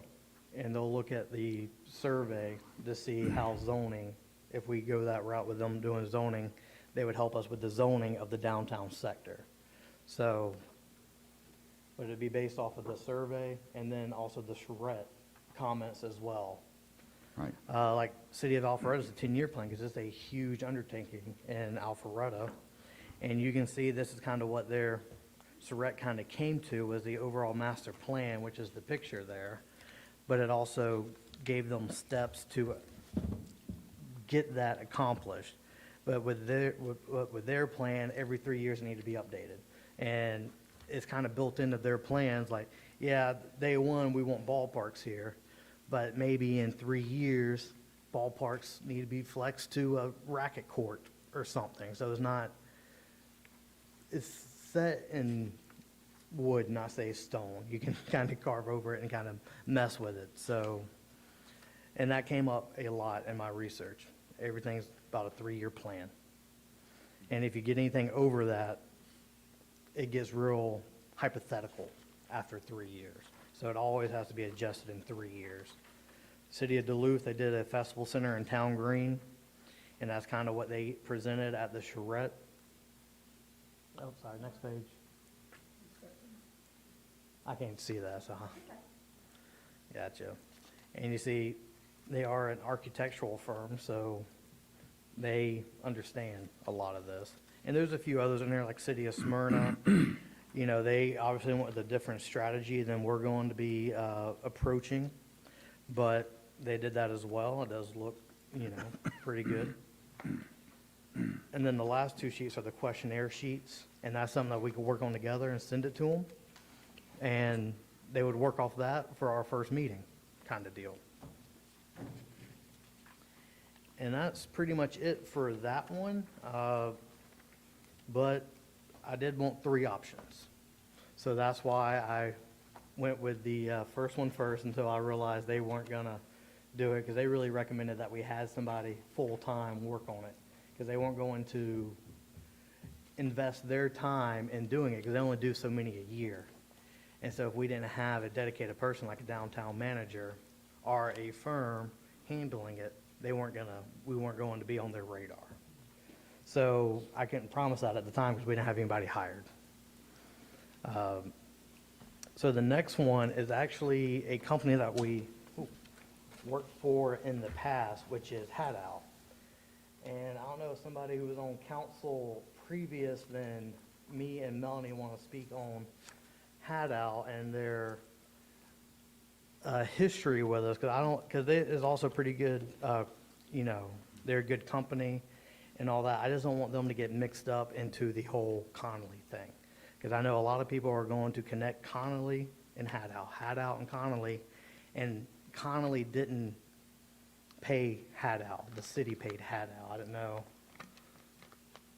Is that pretty much how it's going? So Yep. I don't want people to have a negative connotation with Hadow, because I believe, I was on council time, but I believe they used Hadow to talk down the number, so they had ground to stand on when they went back and said, no, they said we're going to support 300 kind of deal. So they are a real estate consulting service. They do have a smaller staff, and I know that is an issue for Skip, but they do outsource a lot of theirs. But their big thing is they want to create a realistic master plan, and they harped on that a lot, a realistic master plan for downtown. And they work a lot with TSW, and to be honest, they say TSW a lot in here, and I didn't know who that was until Danny told me. I forgot everything over here. Which the city has used TSW in the past, but it's actually Turnell, Spangler, and Walsh. And Can you spell that? I'll give you this. Okay. Thank you. TSW was used by Bill Jones on the 4 acres when we bought that. Keckenwood was hired, who's our engineer, and they subbed out the architect to TSW to come up with if y'all remember, well, y'all probably don't remember because you wasn't here, but I know Skip and Linda I believe, was here, but they came up with the 4 different criterias for the 4 acres. One was like a YMCA with retail, one was a hotel possibly, one was townhomes, and then there was one more, hotel, did I already say hotel? So, that's what they did. And that was in 2017, That 15? was in, no, that was What, 15, 16, something like 15, that. 16? Before I was city manager, yeah. Okay. So we do have a history with them, and they have done two comparable downtowns, comparable in their minds, is Fayetteville and Powder Springs. Now, they use that as a starting point to show that they have done this in the past, and they are a really good firm. But also, they're going to get a lot of the same information. They've already reached out to get some from Danny, I believe, and all the ones that are on our website, they pulled from. So we have the CAG survey on our website, so they already know kind of what the citizens want. So they're already working towards that effort. But they also said here, and I highlighted this part, the first step is to conceive a master plan that is not only embraced by the local community, but also includes elements that are appealing to private development community. I know a lot of us don't really like hearing that, but if we have something that is beautiful and all the citizens want and nobody has to build it, then there's really no point in doing it, in other words. I'm not saying that they're going to come in and say we need millions of whatever, but they can work, they'll probably just have to renegotiate our land price. For say, and you know, this is just hypothetical, say, here, we're only gonna do like single-family housing, then this land price is gonna be a lot less than if we had medium or higher density. And we would understand that we go forward knowing that we're gonna be getting less land value for this kind of deal. So that was their approach to being a realistic plan. And their scope of work would be to visit downtown Loganville, walk the area, inspect the various development pods. We didn't really, I don't think we really gave them a list of the properties that we had in play, but obviously they would look at the city-owned property first, and they would conduct a kickoff meeting with us, and they would want to fully understand previous planning efforts, infrastructure plans. That'd be Danny and Robbie and Tim getting with them with, and also property ownership and any major planned civic initiatives, which, you know, we're talking Newtown Green, library, stuff like that. Because we have to know where to put that stuff to make sure we only have to do it once, not have to do it again in 10 years or something like that. And they're going to review previous studies that have been prepared and analyze population, economic demographics. A lot of that's already easy because it's already kind of done, and they could just use this. But they would conduct an online survey of local residents. I told them we already kind of did that with the CAG survey, but it's part of the thing they wanted to do it again. So they would conduct an online survey of local residents. They would interview major business and property owners in downtown to get their perspective on opportunities and challenges that exist. They would compile land sale data to estimate property values for different land uses. And so that goes back to, if we're going to use it for this, the value is going to be different. Supply and demand, that's what we kind of hired them for last time, I believe, was for the supply and demand for conditions of the apartment, townhomes, senior housing, and retail. Identify real estate developments under construction, so they would look not just at this area, but the 1, 3, and 5 mile to see who would realistically come to visit this area. Because that is what a lot of, because when I was on Development Authority with Whataburger, that was the thing they asked, was they wanted to be in Gwinnett County because they had more rooftops and disposable income, because they would do the 1 mile, 3 mile, 5 mile. So they would kind of do that. But they'd also do that based off of what is incoming, not what is currently here. Now, this is two things that really stood out to me was they would interview a select group of developers and retail brokers so they can get their opinions on various opportunities in downtown Loganville. And that goes back to what I talked about in the first page. And then they would also meet with officials at GDOT to better understand whether east-west stretch of State 20 could be relocated off of Main Street. And I don't know if Danny, you might want to touch on this, but when I asked Danny about this, I think that is priority number one. We need to get Main Street owned by the city. So, you know, so we can do like parking and stuff and streetscapes that we can't do currently because of GDOT.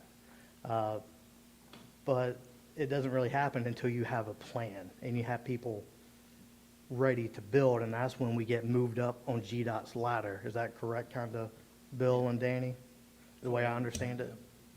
Correct, and that's certainly a consideration that it's one of our priorities. And we've got, going through the traffic study, we have potential plans to work on the intersection there at Callan Road or 81 and 78. And so that all plays into it as well. You've got to have a place for them to go. And so, yes, we need to move forward with that eventually. Yeah.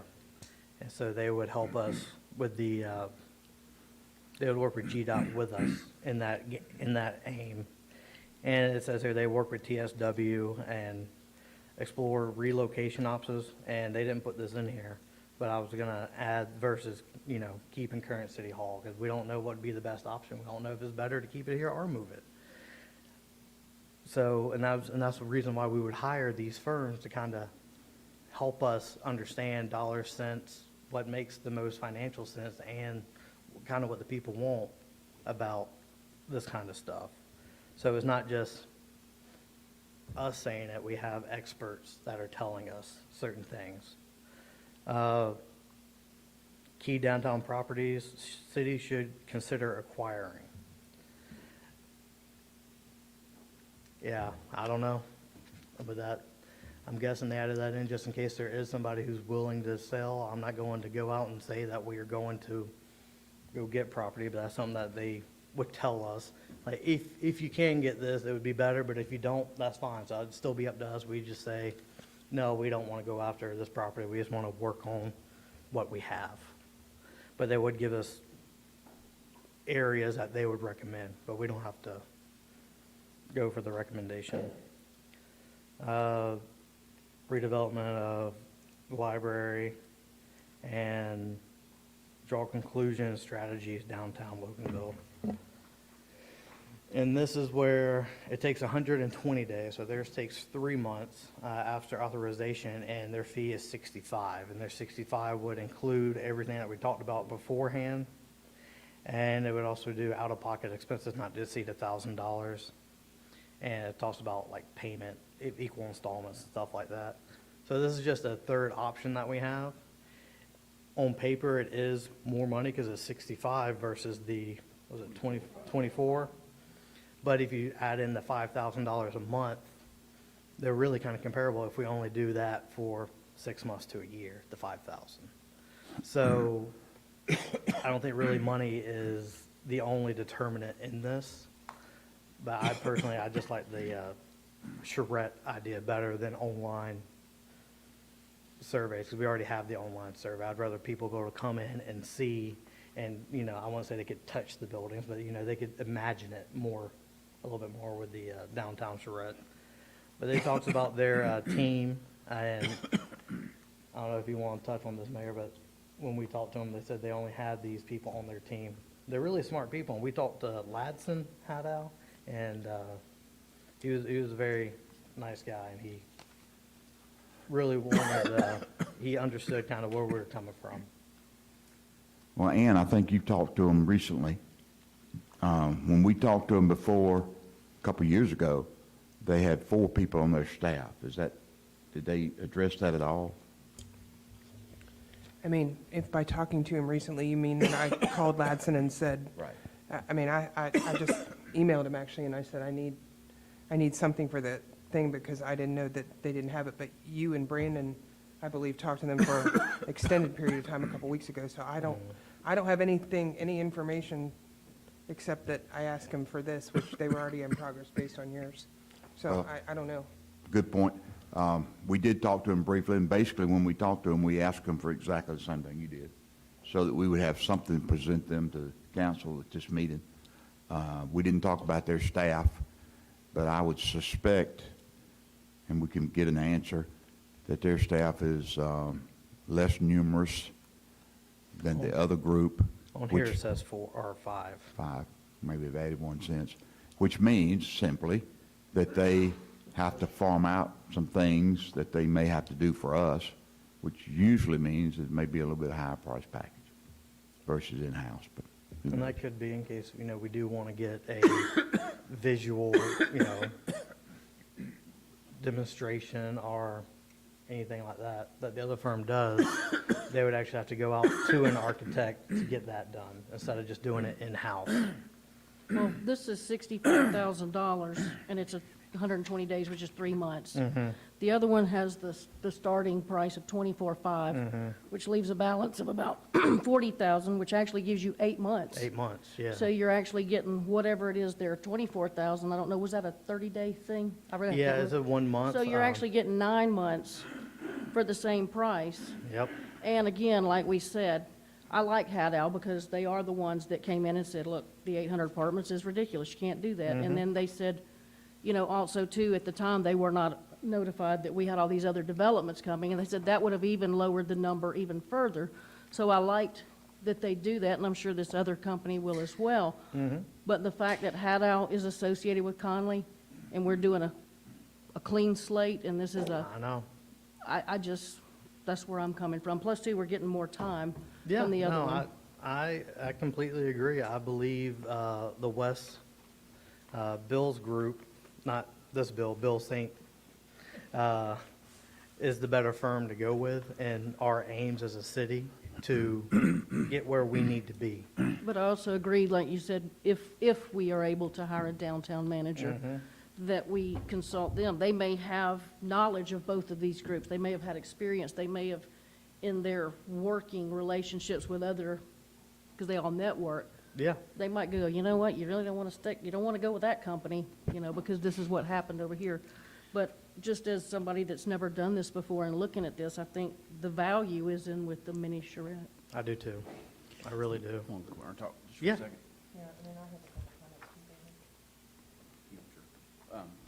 So I think it'd be fair to let the public know as well that no one on council has a predeceived project in their mind already. This is something we're all starting with a clean slate. This is nothing tied to any previous developer. I don't think it's, Howdall is not fair to hold them because they were here to rebut what a developer gave us. But I do like Sizemore. I like having engineers and architects in the same company. I don't like subbing out through another sub. If it was up to me, I would say Sizemore. I like what they do. And to answer your question, during my discussions with one of our candidates, they have worked with Sizemore, and they said nothing but good things about Sizemore. So that was a positive thing to hear from one of our candidates for Main Street Director. But I think it's really important that you all let the public know that there is no secret plan, and why we have to do another study. And the reason is because you all have changed from the other previous council. Every time you get a new council, the vision changes maybe a little bit. So we got, you're new, you're sort of new, you're back to being new. Anytime you get that change, now you've been here a little while. The plan's going to change, but we do need to have a different approach this time, if you will. And I think this is a good start. Sizemore comes in, interviews the public, interviews y'all. And one of the things that candidates told me is not what you want, it's what you don't want is most important. I think we all can agree to that. We've learned a whole lot in the last 3 years. So just want to make sure the public knows there is no, you haven't went out and got a plan set in your mind. Melanie hasn't went out and got a plan in her mind. We're all working together to come up with a good plan for all of the people that will participate in this. So just want to say that. Well, on that note, I would like to ask a formal request from our mayor. It seems that there is, I don't even know what the word I want to use, but I would like to ask that if you would, moving forward from today, that all of council, every one of us, would receive a weekly update with meetings that you've held, discussions that have been held, because I do hear things outside of City Hall from other people where certain members of this group are discussing things, and it's news to me and others when we hear it. And I think effective leadership would want to include everybody. But Loganville didn't win a game last night because they didn't have a coach that only told part of the players part of the plan. Everybody up down to the third string is aware of every plan.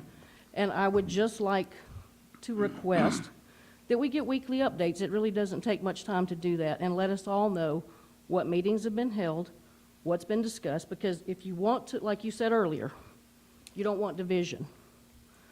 But there's being division created within. And if you bring us all on the page, and there's no talking among some and not others, if everybody's aware of everything that's going on, I think you will find you will have a much more successful team, and I would really like to request that. I would agree that I would be very willing to share information when appropriate. There are a lot of discussions that go on that nothing ever materializes, and I'm not going to waste everybody's time with that.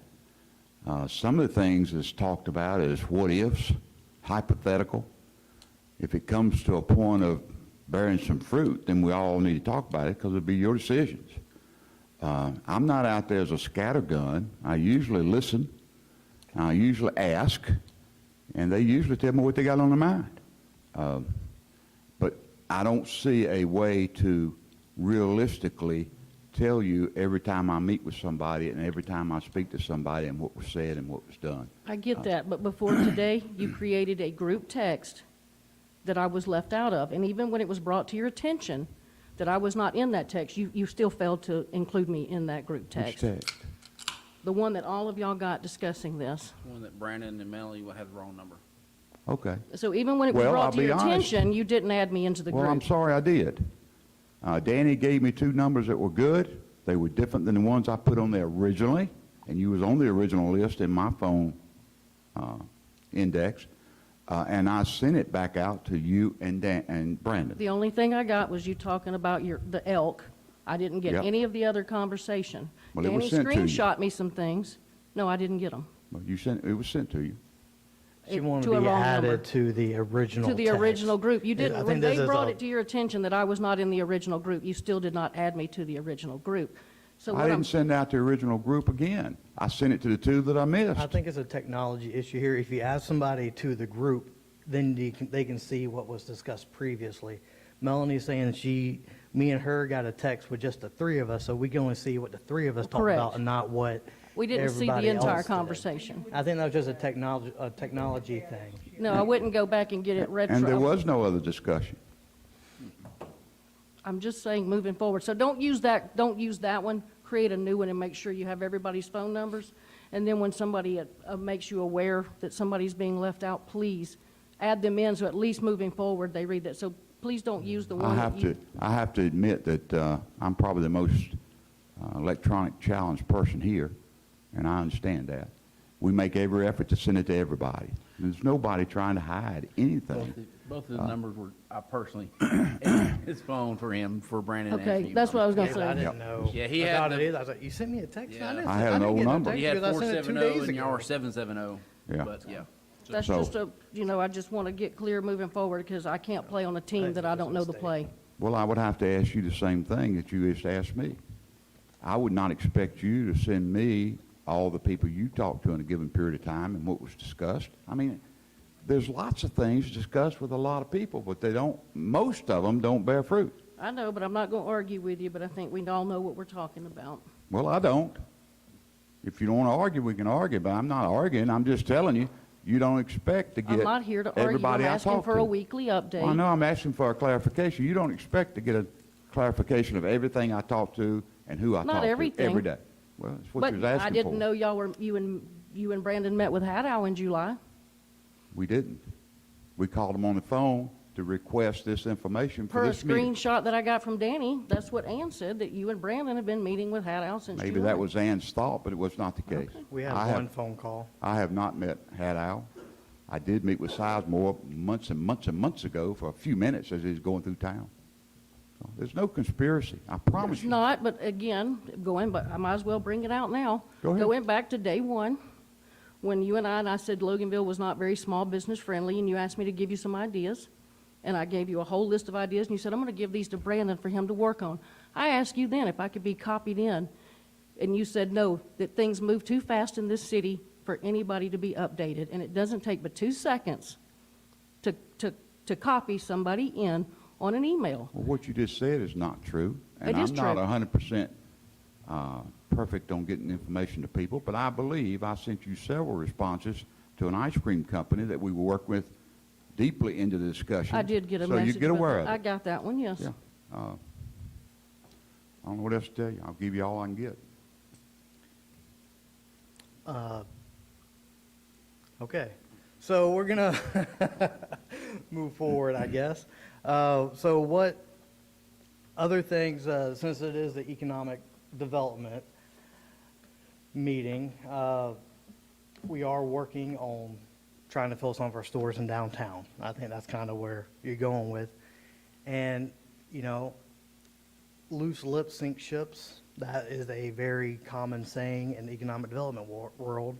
And until paperwork is turned in on something, it's all just talk.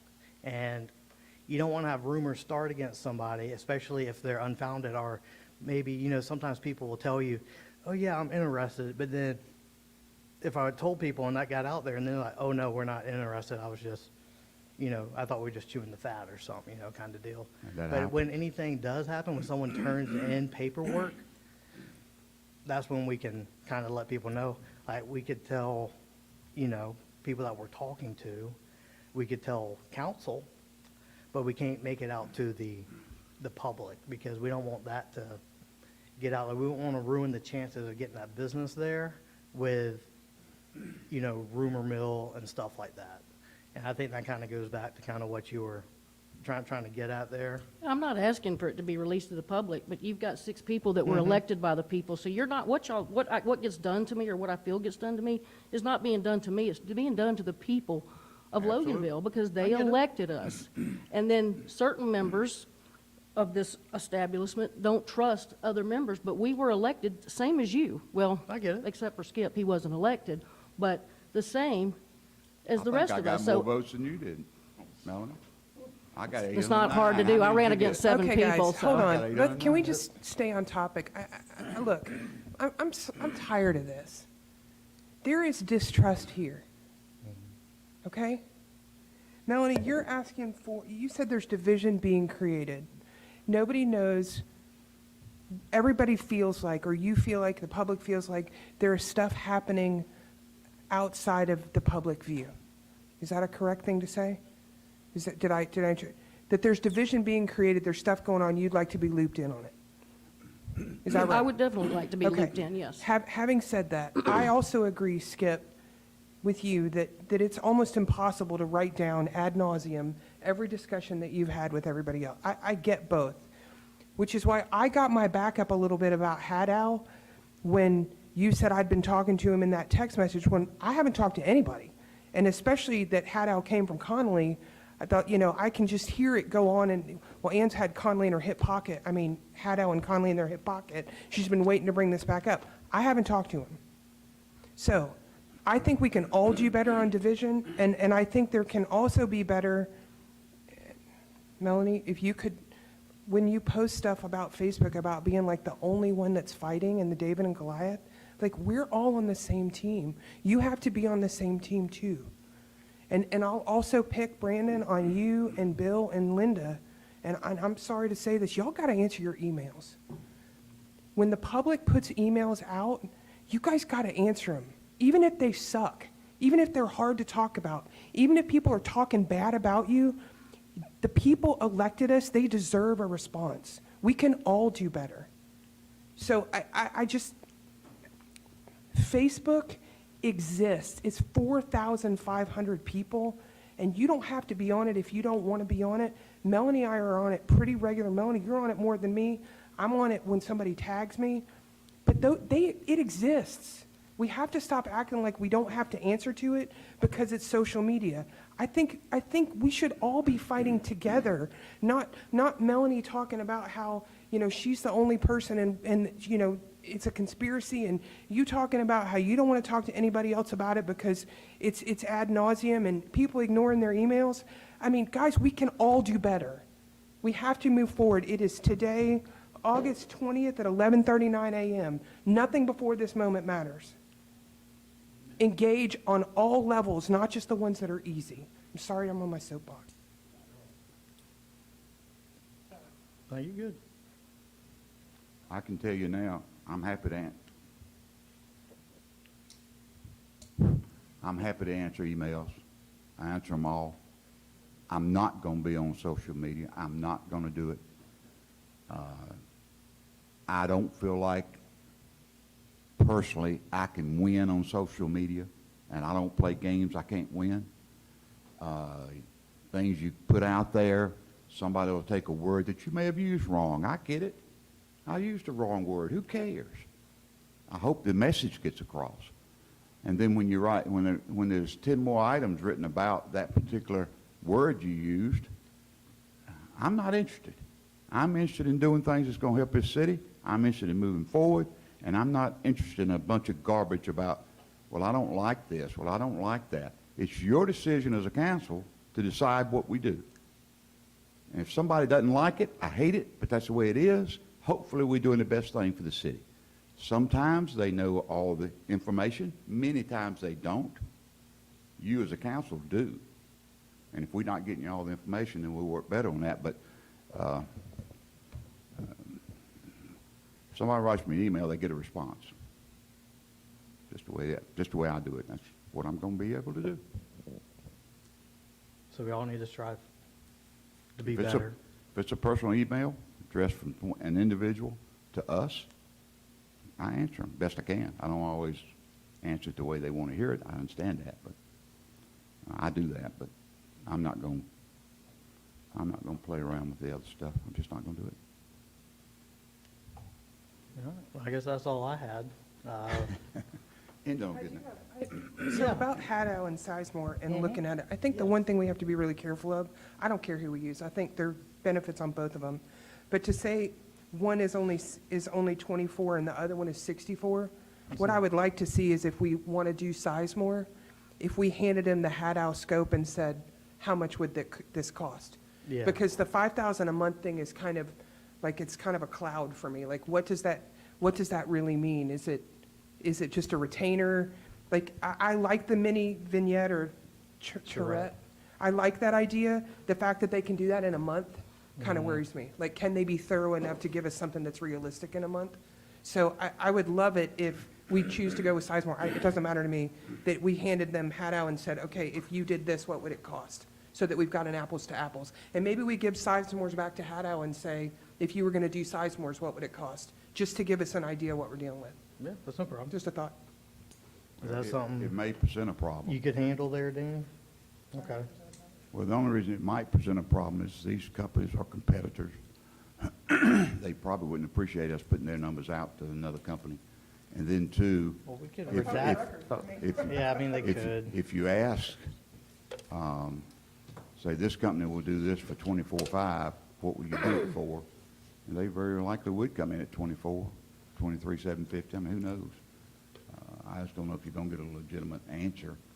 Well, maybe not give them the amount, but say, hey, if you were Okay. going to do I- this. Yeah, like redact. That I would like agree you to. said, Ann said, it's a They public can just record, watch so they this can meeting pull the and record, watch but you it. can Yeah. redact the That's fine. pricing. I wouldn't have a problem with that. I just, when you got competitors working for the same job, this guy don't want to put too much out there.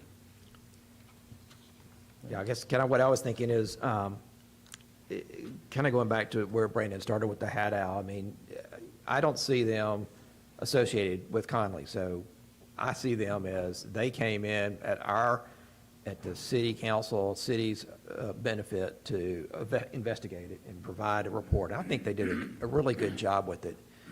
It really helped me in my decision for sure. And I appreciate what they've done. I do think from the standpoint of what I saw with Sizemore, I kind of feel better with their their approach as far as the vision. But to Ann's point, I'm almost like, I like the idea of the charrette, but I'd almost like, but also like the idea of having them being available, kind of like we have with Keck and Wood, you know? And what are their, you know, maybe 5,000 a month is one way to look at it, or maybe it's some type of rate that they give us, so that, you know, as things come about, you know, maybe the first month after it, we have a question, but maybe 2 months later, we're still waiting, and then it comes back to us. So I'd like to have a rate myself and be able to say, you know, when we need them, and they can come in and help us and provide that. Like an hourly rate versus Yeah, a yeah, well, I mean, retainer. I'm just saying that Really in retainer. general, you know, but that way they're there to help us when we need them. But that's kind of what way I look at it. That sounds good. Any other questions about any of the stuff I presented? So what's our next steps? Are we gonna try to maybe wait for the downtown? What do you think? I think we what need do to next? digest this and take our time on it and really see, and let Danny contact these two companies to try and get a more apples-to-apples comparison, like you were kind of wanting, and ask some other questions like Bill wanted. Can we get like an hourly rate, or how would they do that? Because I don't know if that's something they do. I'm sure they could, but I just don't know. It's gonna be difficult to compare engineer firm, architect firm with somebody that's not an architect firm, Yeah. because they're gonna have to sub it all out. So it's almost, you have to decide, you're paying a middleman. Howdall doesn't have engineers, doesn't have architects. He's a consultant. He's hiring TSW, who's he's another Sizemore firm. I think that's the biggest thing that I see, is it's gonna be hard to then compare. And I don't wanna put a company against another company. It's borderline, not, business ethic, I guess you would say. You can't take his price and say, all right, now, this is what he can give me, can you beat that? Yeah. They were told, submit proposal, that's what they did. It's hard to go back and say, all right, now, can you cut it and not offer it to the other person as well? Because you really can't compare an engineer firm versus a consultant firm. Well, I say we could maybe, and I don't know if we need to really set a time limit on this.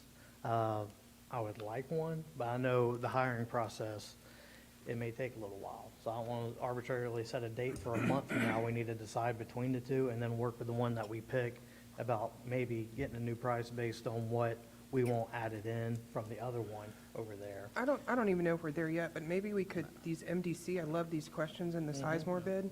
Maybe we could work on these and talk them up at the next work session. Like if we individually worked up these questions, what we thought.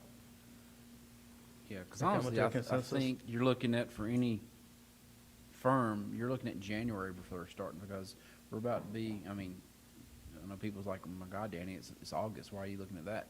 Well, we really got October, and then you start the holiday months, and these Yeah, holiday firms, months. you know, there's no rush here. I know that from y'all. There's no rush here. So maybe let's do the questions and see, and kind of nail down a firm. I personally like Sizemore. I think. I do too. I think they're both they both, in their presentations that I read, they're both very public-oriented. Yeah. They do want a lot of input, and so I like that from both of them.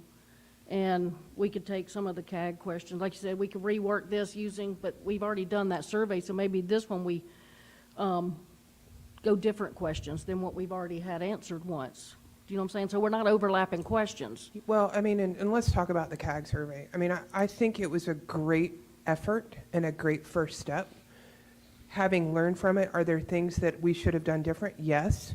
But I think having an independent outside third party produce some sort of study or survey is absolutely the right way to go. Because they know how to do it. They know.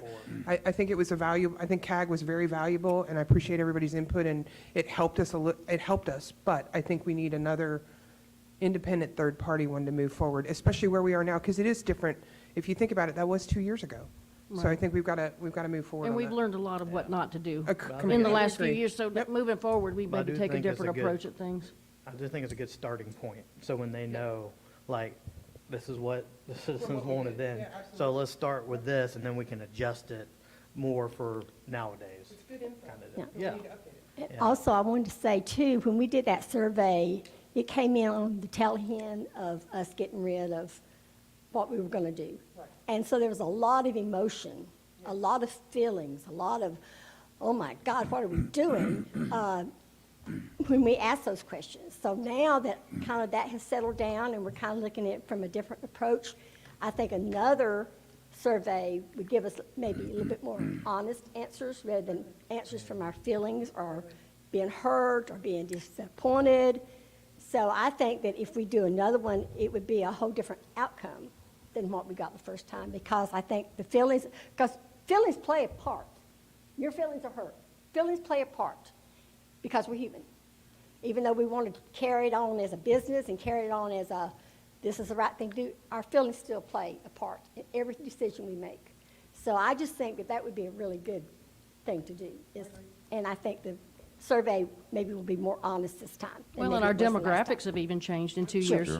Yeah. That's why the 3-year plan, Right. it just kept coming up, and others said every 3 years, you have to update, and we haven't updated, so that's why we kind of are back at a new starting point.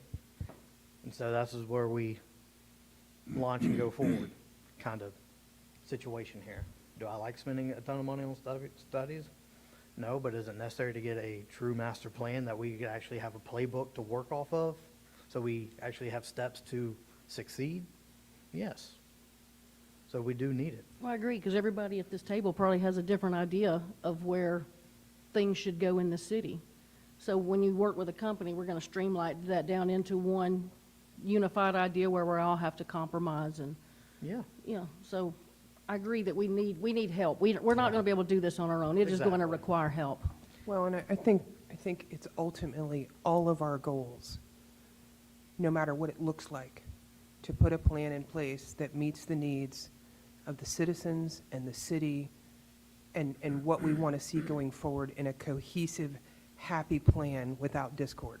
I mean, I know we can't make everybody happy, but if we could get the citizens to feel like that their input was valued and the city employees Because it is. felt like their input was valued, and we can help lead that charge, there would be nothing that would make me happier about the city than to move forward in that way. And I think we can all agree on that. Sure. Absolutely. Any other questions for me? We're good? Well, going forward, would you think that we need to put on the September agenda, since we won't have a work session in September, we'll just have the council meeting, for a vote to be taken in September as to whether we agree that we need to have outside consultants? Yeah. So we will have a work session. So you're just asking if we want to vote that we agree that we are going, that's what you want to do? You're not going to pick one in September? right. You That's just want to right. agree whether or not we agree that we should? Whether we feel like it's necessary. Okay.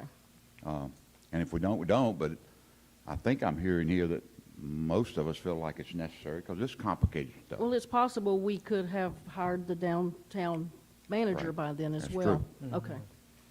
And then too, if we make that decision, or if you guys do your own research and find another company that you think would be as good or better, talk about them too.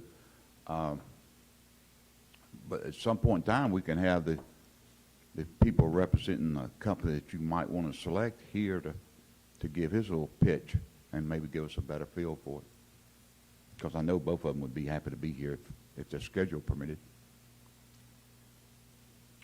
So we're going to put it on the agenda for September to take a vote as to whether we're going to hire somebody. Is that fair? And then we'll set a time of who we're going to hire and when, and hopefully have a downtown director in place at that point.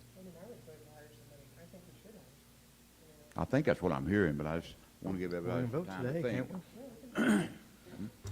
Right, it's your vote. So if y'all want to vote now, go for it.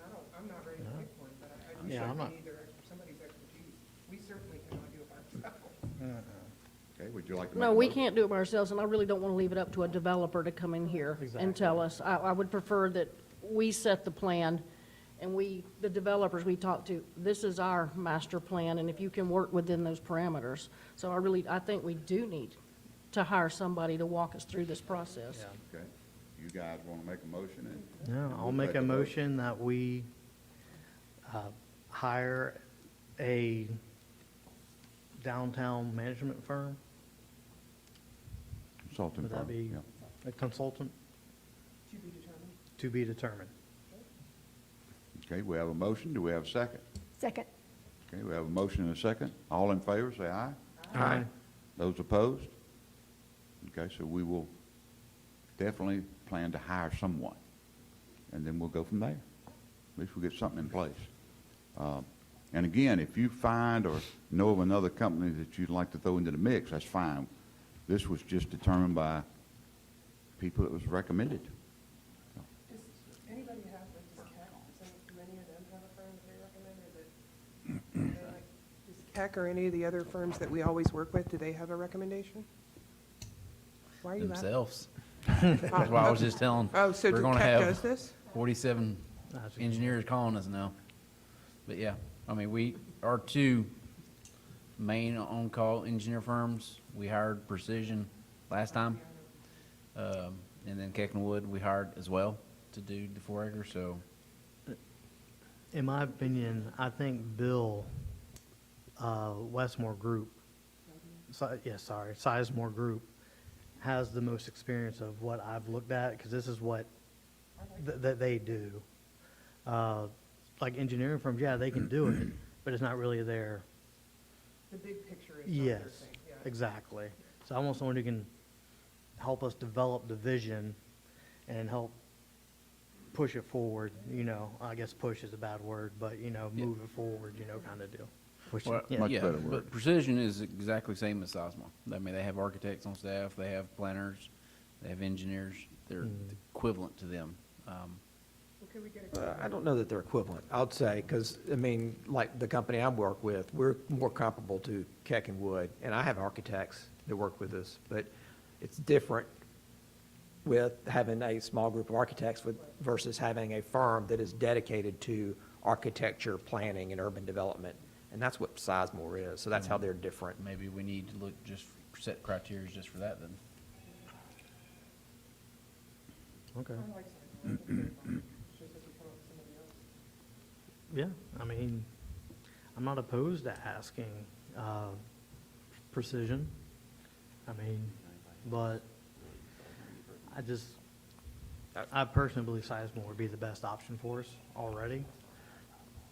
But I'm always open to hear it out, yeah. I just say, if you I Hey, mean, Brandon, do you know in that $5,000 a month, is there like, and I've read so much in the last couple of weeks, that $5,000 a month, I thought I read somewhere that that was so many hours a month. Is that- 35 that's what I hours thought, a month. That's what I was thinking, but I didn't want to say that. So that $5,000 is for 35 Yeah, but that's for hours a their month. whole team, not just one person, because they're gonna have to, because it depends on what we need Right, but I'm done. saying that $5,000 a month gives us 35 hours Right. of their collective team working on our project. Yeah. And to me, that was the only kind of question about it, maybe if we looked at it, could talk with them and just kind of see, what their intent was, is it 5,000 every month, or could we just come up with, as we need them? I like the way it's presented, the 24/5 and doing the charrette, and then it's just figuring out how you handle this going forward, but, open it up and saying, look, we're gonna go after looking at a whole bunch of firms, I'm not looking, I kind of thought, they presented to me what helps me develop my vision. I don't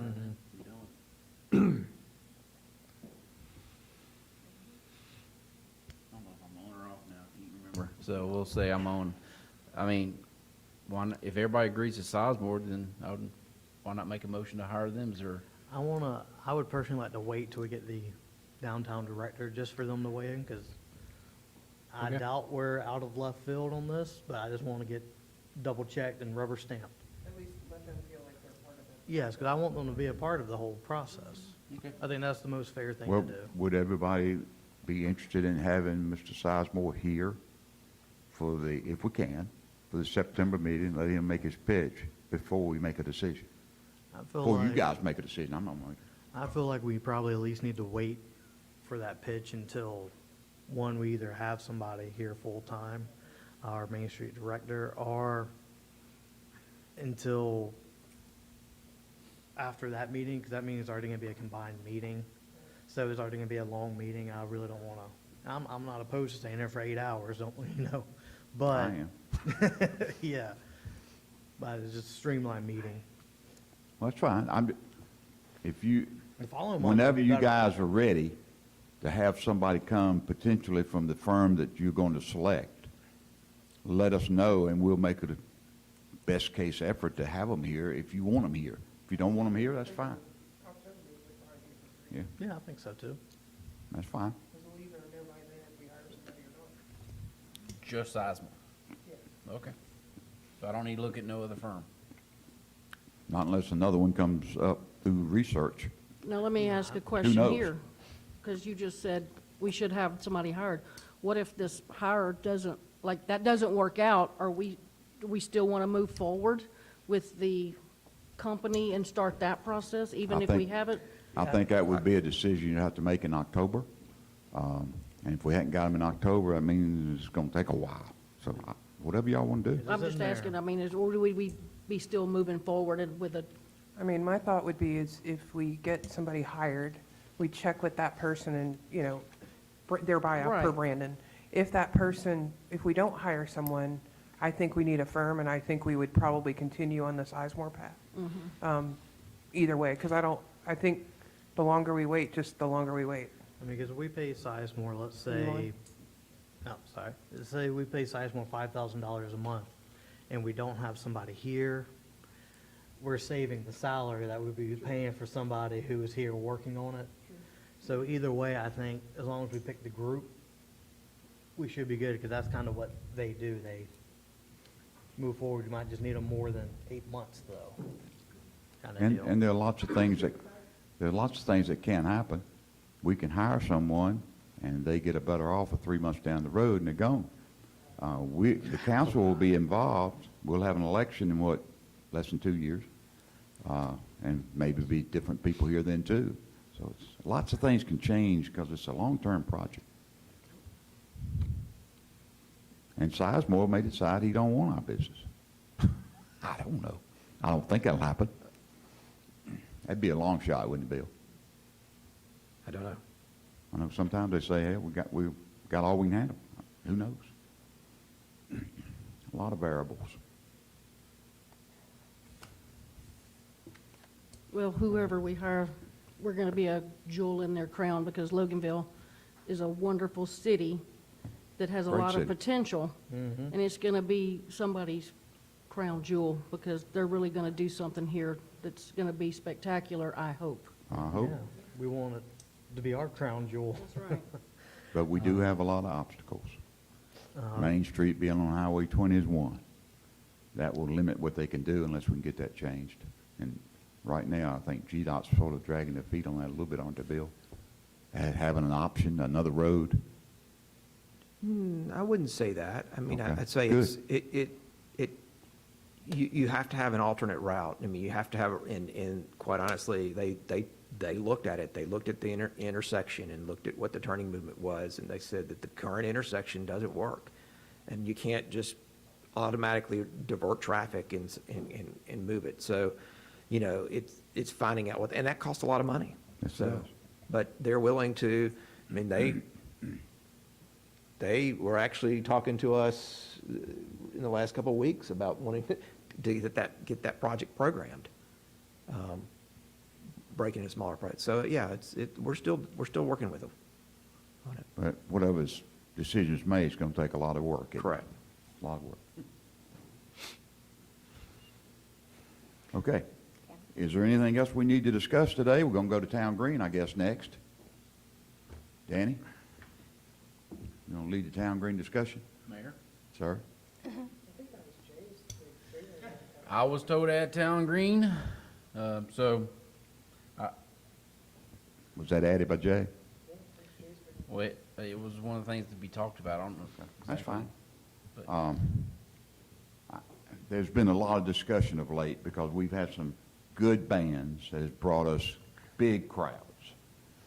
The last band, I think, had people camping on the lawn of the Yellow House behind the park. They were out in all the streets. And there's some concern as to whether the current town green is big enough to handle our future growth. And if we're going to change it, this is the process that we should do it in, because we're planning everything else. We don't want to do something and have to tear it down, if that's what you guys decide. It's expensive, but Well, again, I mean, I think it falls under what we're gonna fix and do. We're hiring a consultant and a downtown manager, and it would be part of your master plan to where you would relocate that to. And then what would you do with the current town green? So I don't think it's anything that we're prepared financially or otherwise to just sit here and say today, hey, we're gonna build a new town green. 'Cause well, I that's- understand, I yeah. agree. Yeah, I mean, But, I but I do I agree agree. that we've outgrown yeah, it. it's inadequate, Yes. you know, it's becoming, but where are we gonna put it? I mean, Right. everything we just talked about has, I know we added it, but I don't, it's pretty, it's great, And we it's just too added, small. we can add it in number 4 on our On client the question. size What are the question, yeah. challenges you're aware of? We need a bigger town green. Okay. Well, and our city's gonna continue to grow, that's no doubt. But it is an expensive endeavor, and it will take quite a bit of property wherever it's decided to go. So some complicated questions. I agree, because people ask all the time, oh, you know, we're gonna do all this, and then my bottom line is, where are we gonna get the money? So I know we're gonna have to partner with private developers and Well, everything. duh, we're gonna raise taxes. But no, I'm, All right, but, all right, somebody yeah. get the soap out. But I just don't want people to get their hopes up that everything that a master plan creates comes at a cost. Absolutely And does. everything is gonna be done in phases, I'm sure, because you're gonna have to have the money for each project moving forward, and you're either gonna have to choose things based on, well, we can afford to do this phase first, or we really want this thing to be first, and we save, and, you know, Robbie's great at getting grants. You know, Monroe just got $2.4 million grant for their new town green. Yep. So we're gonna have to put things in priority aside from creating a master plan. We have to have priorities as well. Yeah, and I think that goes back to the 3-year plan that they would help us with, like, these are the steps you need to take. So to get to D, you have to do A, B, and C, and that'd probably be in some of the steps, you know. I know, but people think we're gonna sit here and hire a downtown manager and hire a firm, and then in a year, they're gonna see ground being broke, and that is not gonna happen. I need people to be realistic. We're looking at probably not even breaking ground for 3 to 5 years. I couldn't hazard a guess. You think it'd be sooner than that? I mean, breaking ground, sure, but I mean, Not finishing it's it. not gonna be until probably 2 or 3 years before you even get Right. something you can see, and Well, that's what I'm saying. I don't, you know, Yeah. everybody's gonna go, oh, great, they're gonna, it's not like a magic. right, Yeah, that's what I I'm agree, saying. It's 100%. not gonna happen overnight. It's a slow process. I just need people to make sure that, oh, they know it's another study, and oh, look, nothing happened. Well, probably nothing is gonna happen for a Tomorrow. while. Sure. It's a long-term project. I just want think- the people that are watching to know that. I mean, it's not, we're gonna vote something and then we're turning dirt in a month. It's Well, the it's one a thing- long Best position process. Now, I think now more than any time in the past to get something done. We're all together on wanting to hire a firm, we're all together on wanting to hire a downtown person and moving forward. But yeah, to your point, it's not tomorrow or next week or next year even.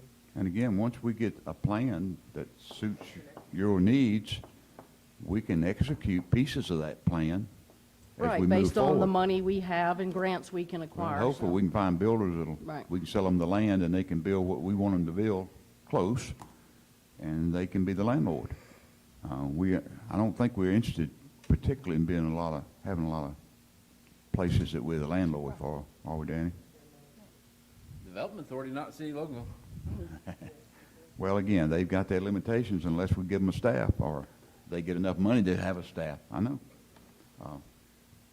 And part of that, if we do sell property downtown, the Development Authority does get 3% of the sales. That's what we had designed years ago to try to build them a war chest to go out and do the job that economic development Well, people do. I served on the DDA, and the DDA at that time took the money. So since we only have an LDA, that's where the money would go, because I think we talked about potentially, creating a DDA, so. We did. So if potentially we sold property and potentially there was a thing, where would that go? Would that go in the LDA or the DDA if we had them both? Currently, it could only go to the LDA. Right, but if we had both entities, Not gonna have both. We're gonna have to decide if we want to keep the LDA or if we want to go to the downtown. Well, The thought what- process is, Okay, you so. can have both, maybe. you well, Shane can- was here and he suggested both because one specializes in literally this, like downtown, and the other one Yes. encompasses all business in But- Loganville. Yes, but since then, and are we allowed to have Dana speak on this if I ask him something? Certain programs used to be exclusive to only DDAs. They loosened their rules recently. Main Street projects, no matter if it comes from a general development authority or a DDA, can apply for those programs now. Beforehand, it wasn't like that. You had to be a DDA to get certain, like, interest rates right now are through the roof. So one of our best enticements is to get businesses that want to build downtown.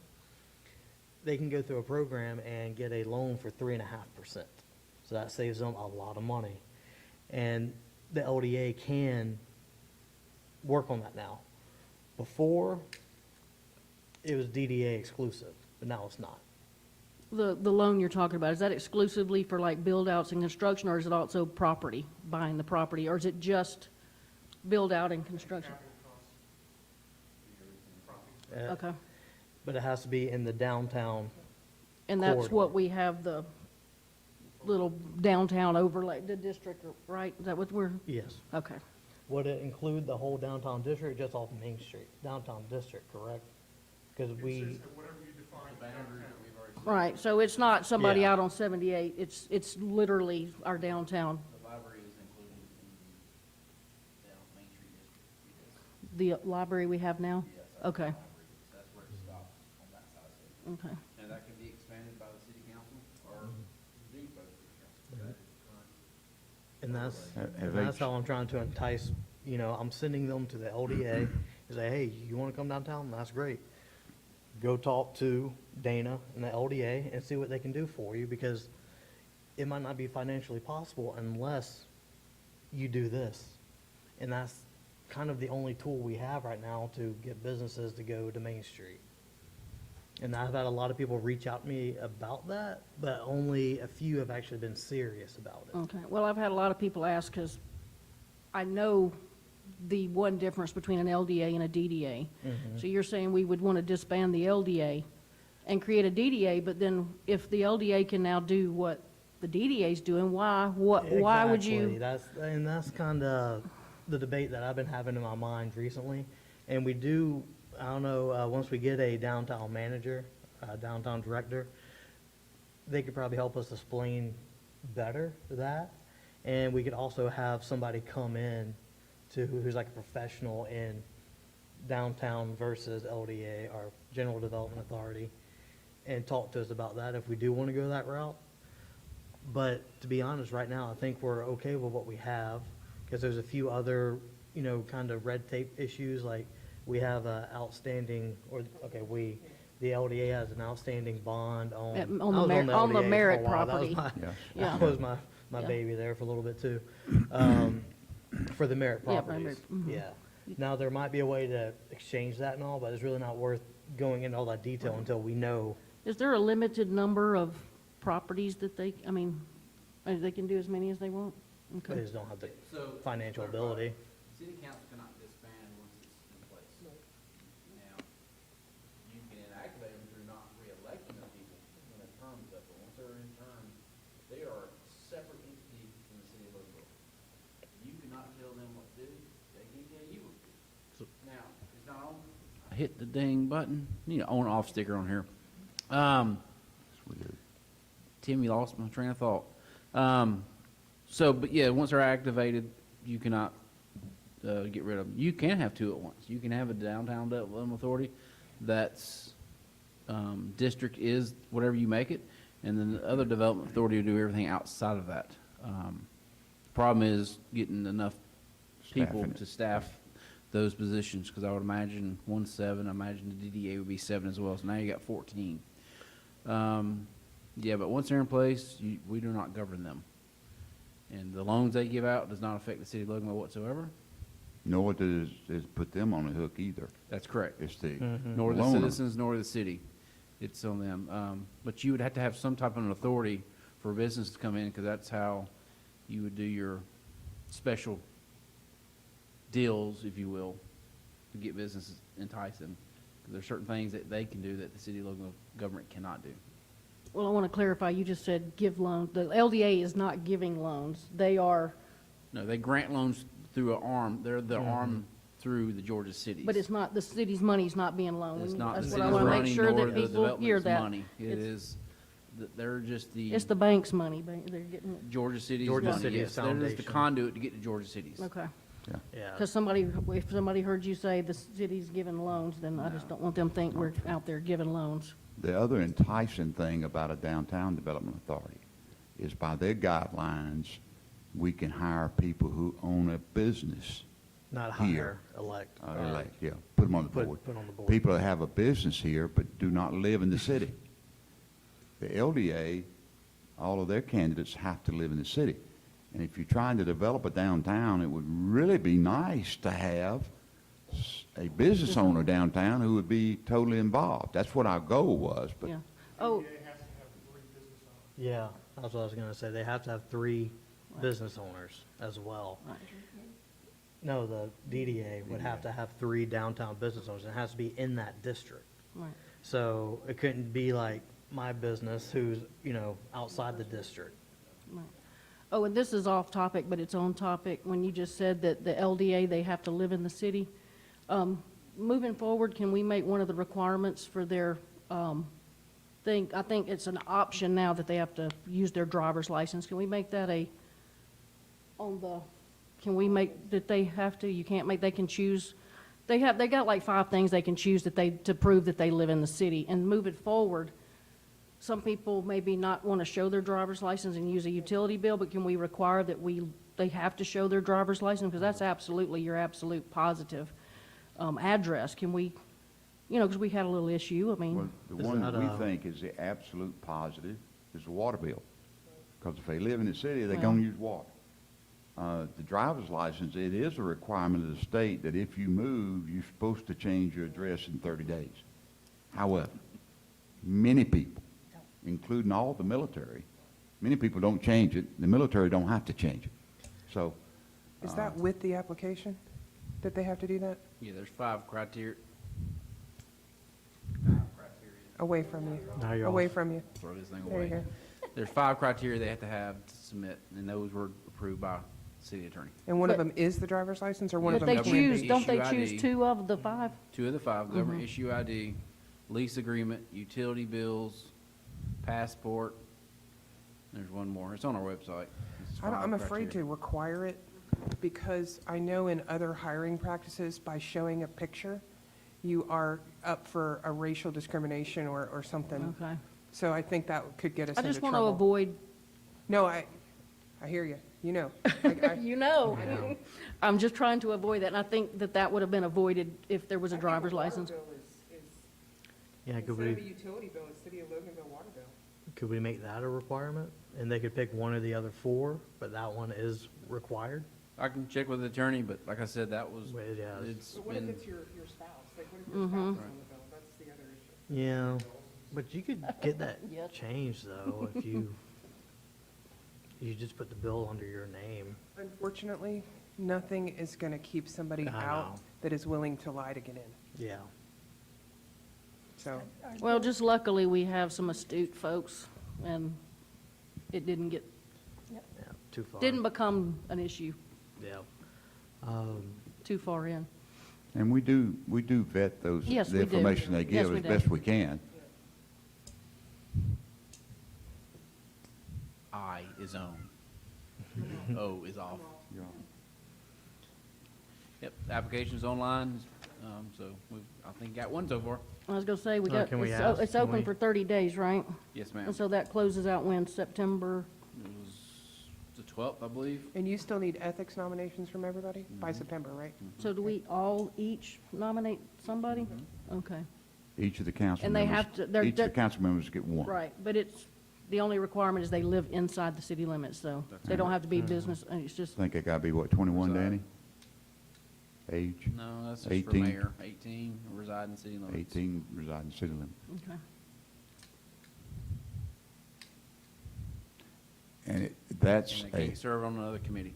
that's a hard one to get. And our last event that happened that they were involved in was in 2015. So more than likely, hopefully, they would not be involved. And of those 9 named people, if they had a situation, 5 people would be called to be on that panel. And I think that's what we finally found in the bylaws. Pull out of a hat. Or maybe it's, Unless it involves, if it involved one of y'all, then obviously your pick could not be used. yeah. Okay, so I guess when we are talking about the planning and management firm, making decisions on the town green will be a part of that. Okay. Anything else from anybody? Okay, Danny wants us to have a motion to adjourn. I know it's going to be hard to get that, but if anyone's interested in, I'll make a motion to adjourn. okay, we have a motion to adjourn. We have a second?